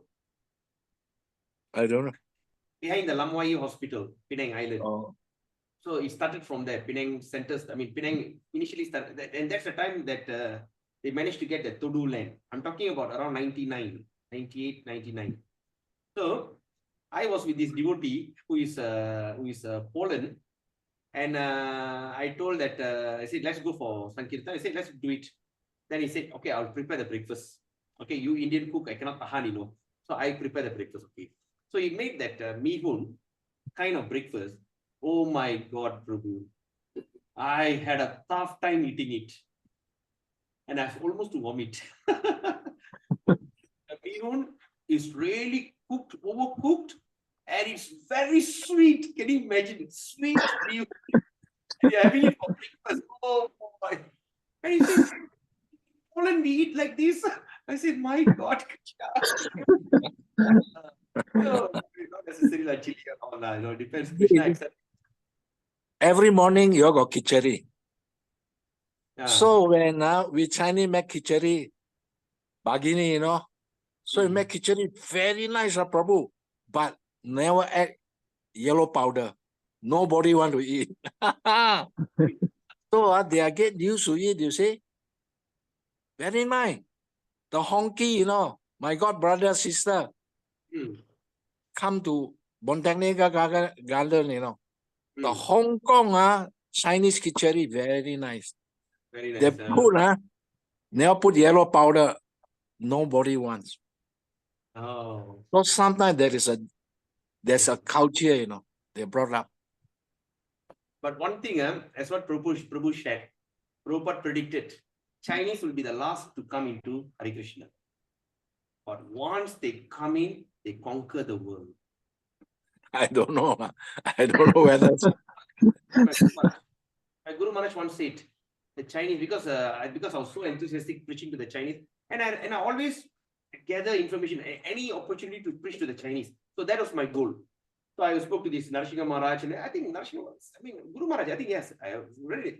It said, and he said, Prabhupada said, Chinese will be the last to join. The Oriental Have you people- read Papupa, a small note, Uh-huh. he commented all the Chinese must train in Malaysia and Singapore and sent Yeah. to China. Yeah. That's Prabhupada say. But I don't know, people telling Chinese were the last to come. I never hear Prabhupada say that. I don't know where to refer. Because there's a personal instruction, because I was very clear about this, because I believe in this statement for the last 20 years. Every day I was just keep meditating on my mind. How can I reach out to the Chinese? How can I make Chinese more Chinese to read Bhagavad Gita? So that was my goal. Because when I take a vow to be a book distributor, to be a preacher and all this, so that was my mind. You see? So he said the Chinese will be the last. But once they come in, I tell you, once the communist China break into pieces, they're going to conquer the world. They're going to conquer the world with God. You see, that day, I invite a Chinese to come. So Kalish giving Karisa, Todu, the Yeah, Chinese, yeah. he was to give class in Botanical Garden. So he invited my friend, Chinese. He's also very pious. He asked Kalita, you go to Botanical, what is your class? He said, we start at 7:30 or 8. So what is the prasadam? He said, finish the class 9:30, 10 o'clock. Yeah. But TK say, the Chinese eat first, 5 o'clock. Before 5 o'clock we eat, then we give class, then finish. Okay? Then the class finish, we was second round. So Pastor say, cannot. There is something. Okay. So, okay, Prabhu. So, is there any other questions? Any comment? Anybody would like to share something? Thank you very much. Wonderful. Yeah, thank you, TK Prabhu, and thank you, Patita Prabhu. My pleasure, Prabhu. Hare Krishna, Prabhu. This now we have already started our September schedule, starting from 2nd. So now it's going to be less stressful because I thought of doing it 4 times a week. Saturday, Sunday, Thursday, Saturday, Sunday is off.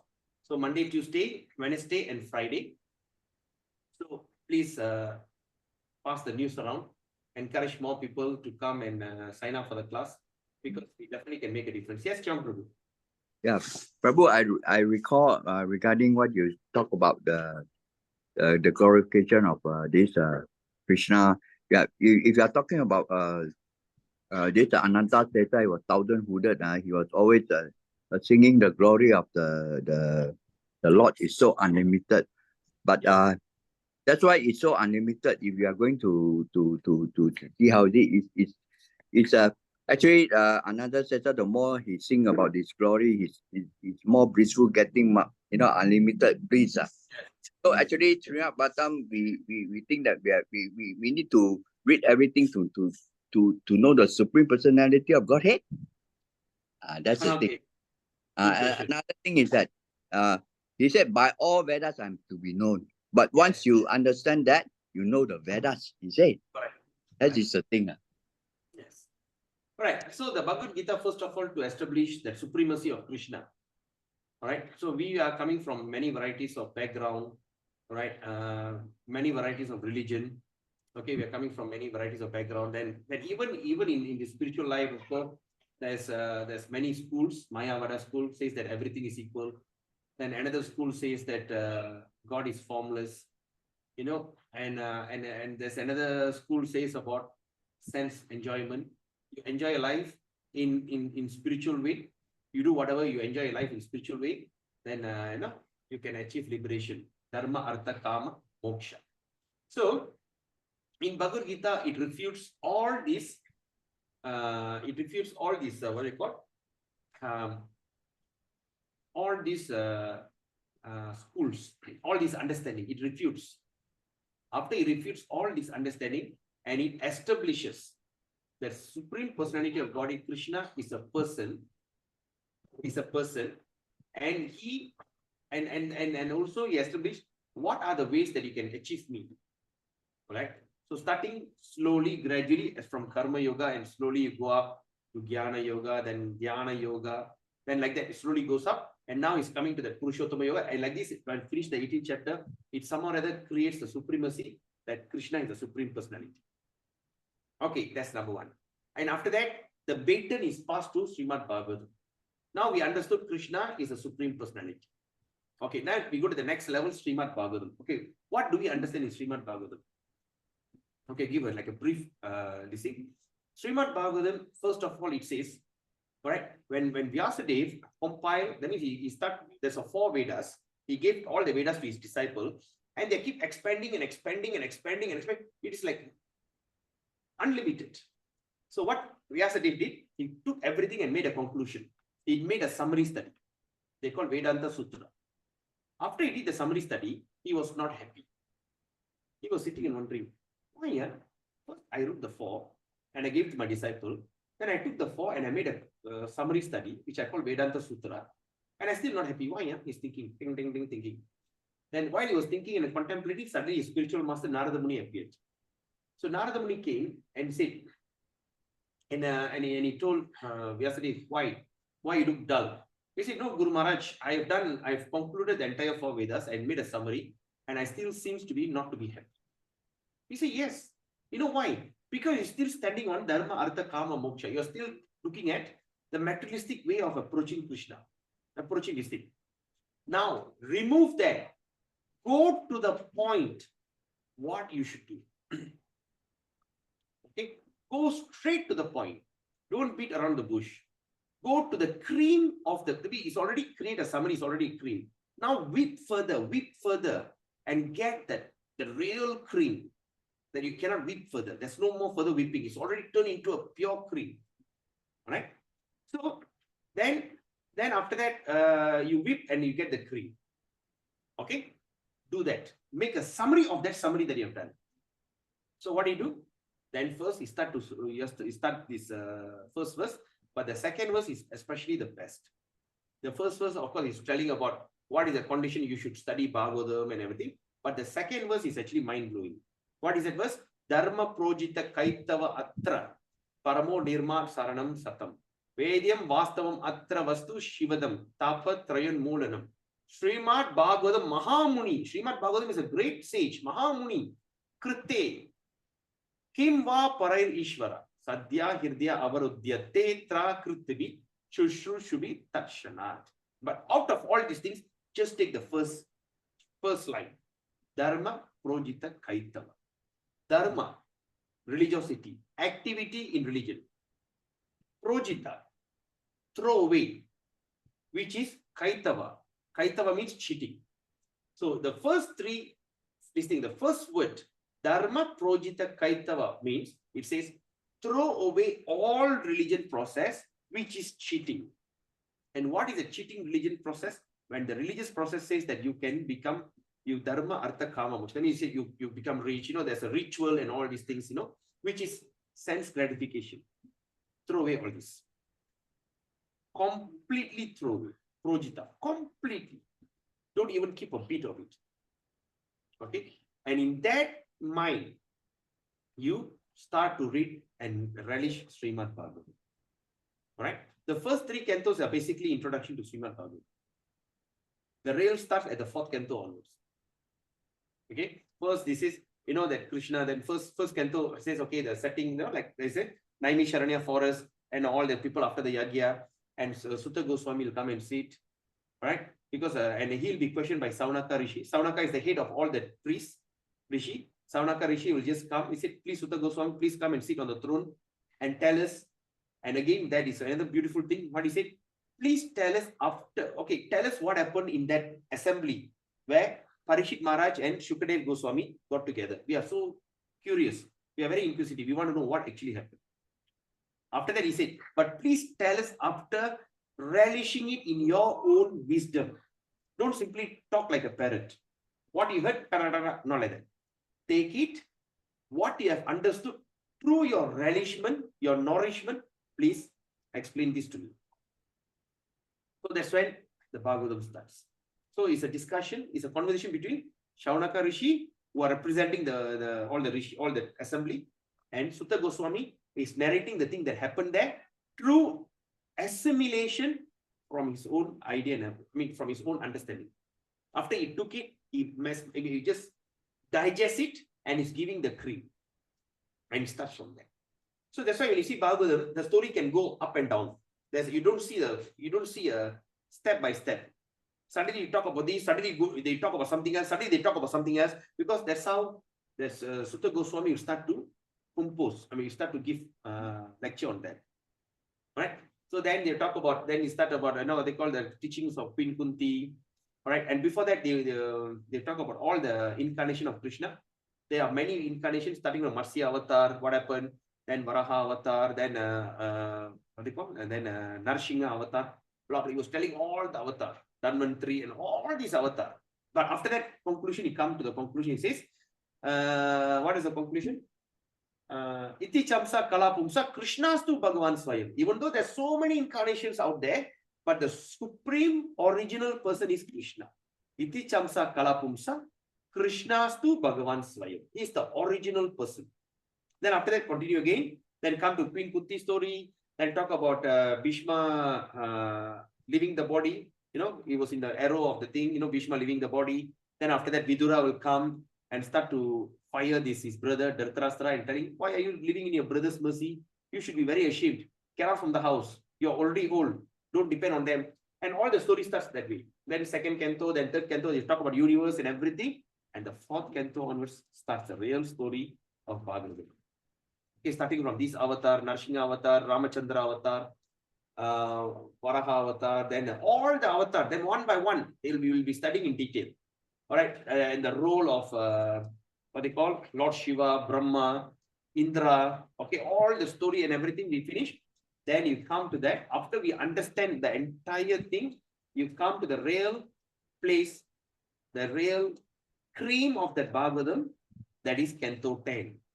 Because in Canto 10, it describes the personal life of Krishna as a baby, as a young boy, as a young adult, and as an adult. What are the things he has done, including his loving exchange?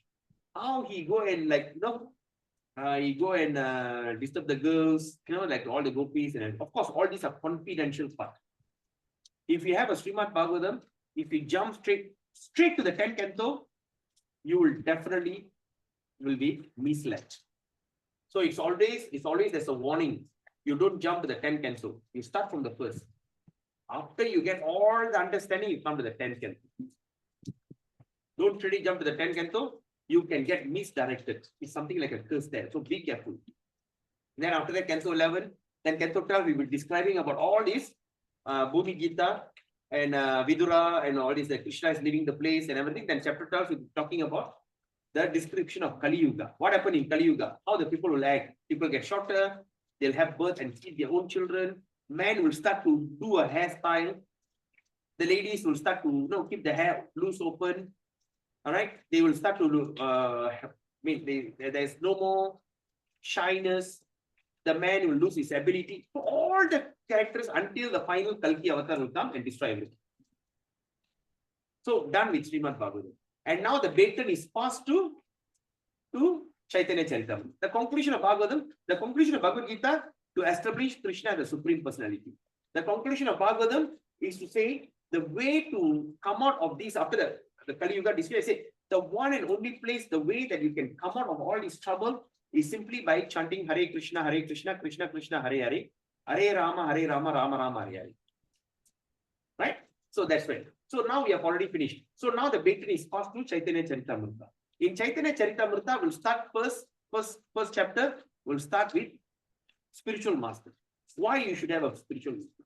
If any one of you wants a spiritual master, read that first chapter of Chaitanya Charitamrita, Adi Lila. Adi Lila, chapter 1. Spiritual master. We have three types of guru. Chaitya Guru, which is in our heart. Diksha Guru, the one who gives us initiation. And in between, lot of Siksha Gurus who give you the instruction to progress. So our Vaishnava movement is on Siksha. We are taking instruction from many Gurus. And who are they? What are they situated? Then from there you start. Then you go to the Madhya Lila, Adi Lila, then you have boyhood and everything. Then after that, that's what TK Prabhu said. You go to the level of chanting, you go to the level of ecstatic feeling. So here we are talking about how we can achieve the level of Prema Bhakti, not even Bhava. Bhava is just one step before Bhava. But Prema, the supreme, how we can achieve it. And of course, there will be like 6 Goswamis talk and everything. So that is the entire thing is conclusion is that's why it says. So Bhagavatam, Bhagavad Gita, Krishna's instruction, Srimad Bhagavatam, Krishna's activity, Chaitanya Charitamrita, Krishna's heart. Okay, Prabhu. You got it? It's all concise into one really. The only conclusion is all the other religion, the impersonal 33 million are stumbling block to Krishna consciousness. Yeah. Yeah, that will be people here very offensive, Yeah. If you leave all the religion, don't attach, you attach to Lord Shiva, attach to Buddha, all these, all leave everything, then you go direct to Krishna, easier. Because you still attachment. That's why the Bhagavad Gita, chapter 18, 66, leave all the religion is a stumbling block, You Yeah. pray, you read Bhagavatam, slowly, you get difficulty, you get all the, not very smooth, then you think back, I must go back to my own. So that is the problem, lah. Thanks, very good discussion. Wow. Today is we discussed on Purushottama Yoga and we went so deep into discussion. That's what I'm telling you. Bhakti is beautiful, tasty, right? So don't worry about how you do Don't it. worry. Correct. Just go on with the flow. But most important, chant your 16 rounds daily. Make a point to chant your 16 because that you have to taste it. You have to practice. It's just like you have to experiment how the taste like. Okay, 16 rounds. You read your Bhagavad Gita daily. And if possible, try to go around, distribute Bhagavad Gita. Devotion service, very important. These 3 will make you very convinced and you definitely become a first-class devotee to you. Then you take off, lah. Yes. The aeroplane, you take off. You're Slowly. actually in the runway. Okay. Thank you. Very nice. Thank you. Any other discussion? Any comment? No. Skanda Balan, Vaishnava Kripa Prabhu, Vanita Mataji. Iskanda Balan Prabhu, Kripashini. Yeah, I saw your message. Yeah, very nice. Sadguna Mataji. Hare Krishna Prabhu. My grandmother was a total vegetarian. She doesn't even touch egg. Okay. But she'll cook mutton, she'll cook chicken, she'll cook everything that my grandfather buys and comes and puts on the table. But she's very hardworking in her meditation. Okay. 1 hour every morning, every evening, she will drop everything, go and meditate, and then come and have her meals. Okay. She never went to school. She had no life for herself other than the service that she offered in the home. Okay. But when she talks to me, a lot of your teachings, she will tell me. And she used to tell me, there's a library and the education will come to you. You don't have to go and seek it. Just think about God and love God and recite, keep reciting. Yeah. She was a practitioner. And she got a lot of answers. So as you say, must keep chanting, must keep practicing what our gurus ask us, and we will gradually find the answer. Definitely. Thank you for Fine. allowing me to. My grandmother actually gave you a good education, good basic education that now making you to think further. Very nice. Anyone else? Okay, if there's no comment, we end the session. It's already 9:50. Today we had a fantastic discussion and I'm so happy Sri Vikram Prabhu or TK Tan is back in action. I'm always wondering when TK Tan is going to say something. At last, he said something very I'm not qualified lah. By your Ah, mercy, I just say. He's a very humble devotee. I always look upon TK Prabhu, for many years. And I'm so happy to meet you, I think after so long in Sudu, right, Prabhu? And he was having his lunch and I just said, hey, Vikram Prabhu, after a big gap, met him again, my good fortune. So anyway, so I hope you all enjoyed the class. Please help me to help others. I've really dedicated myself. I already put aside my business, everything aside. And I just want to dedicate on speaking on Bhagavad Gita until December. So I need your help. So what you need to do, just encourage all your friends, whoever it is, to join. All right, there's a class we are starting on September. Then, of course, I put 1 month, but once the students all gathered, we will discuss about the possibility of doing Saturday and Sunday. All right, so we try to shorten that period. Then after that, after October, then we're going to start in October, then start in November, and start in December. Okay. At the same time, I think I spoke to CS Prabhu the day you got possibilities of studying these other books, small books like Nectar of Instruction. Okay, there are a lot of possibilities. So let's see what Krishna desires. Okay, till then, have a beautiful Sunday. Take a nice rest and wish you have a beautiful week ahead. Pancha kalpatrubhescha kripa sindhubevacha paditanam pavinibhyo vaishnavyo namo namah. Tomorrow morning we have a morning session and also evening session. Hare Krishna. Good night. Hare Krishna. Thank you, Prabhu. Hare Thank Krishna. you. Thank Hare you, Krishna. Prabhu. Thank you, Good night. Prabhu. You all. Gauranga. Gauranga.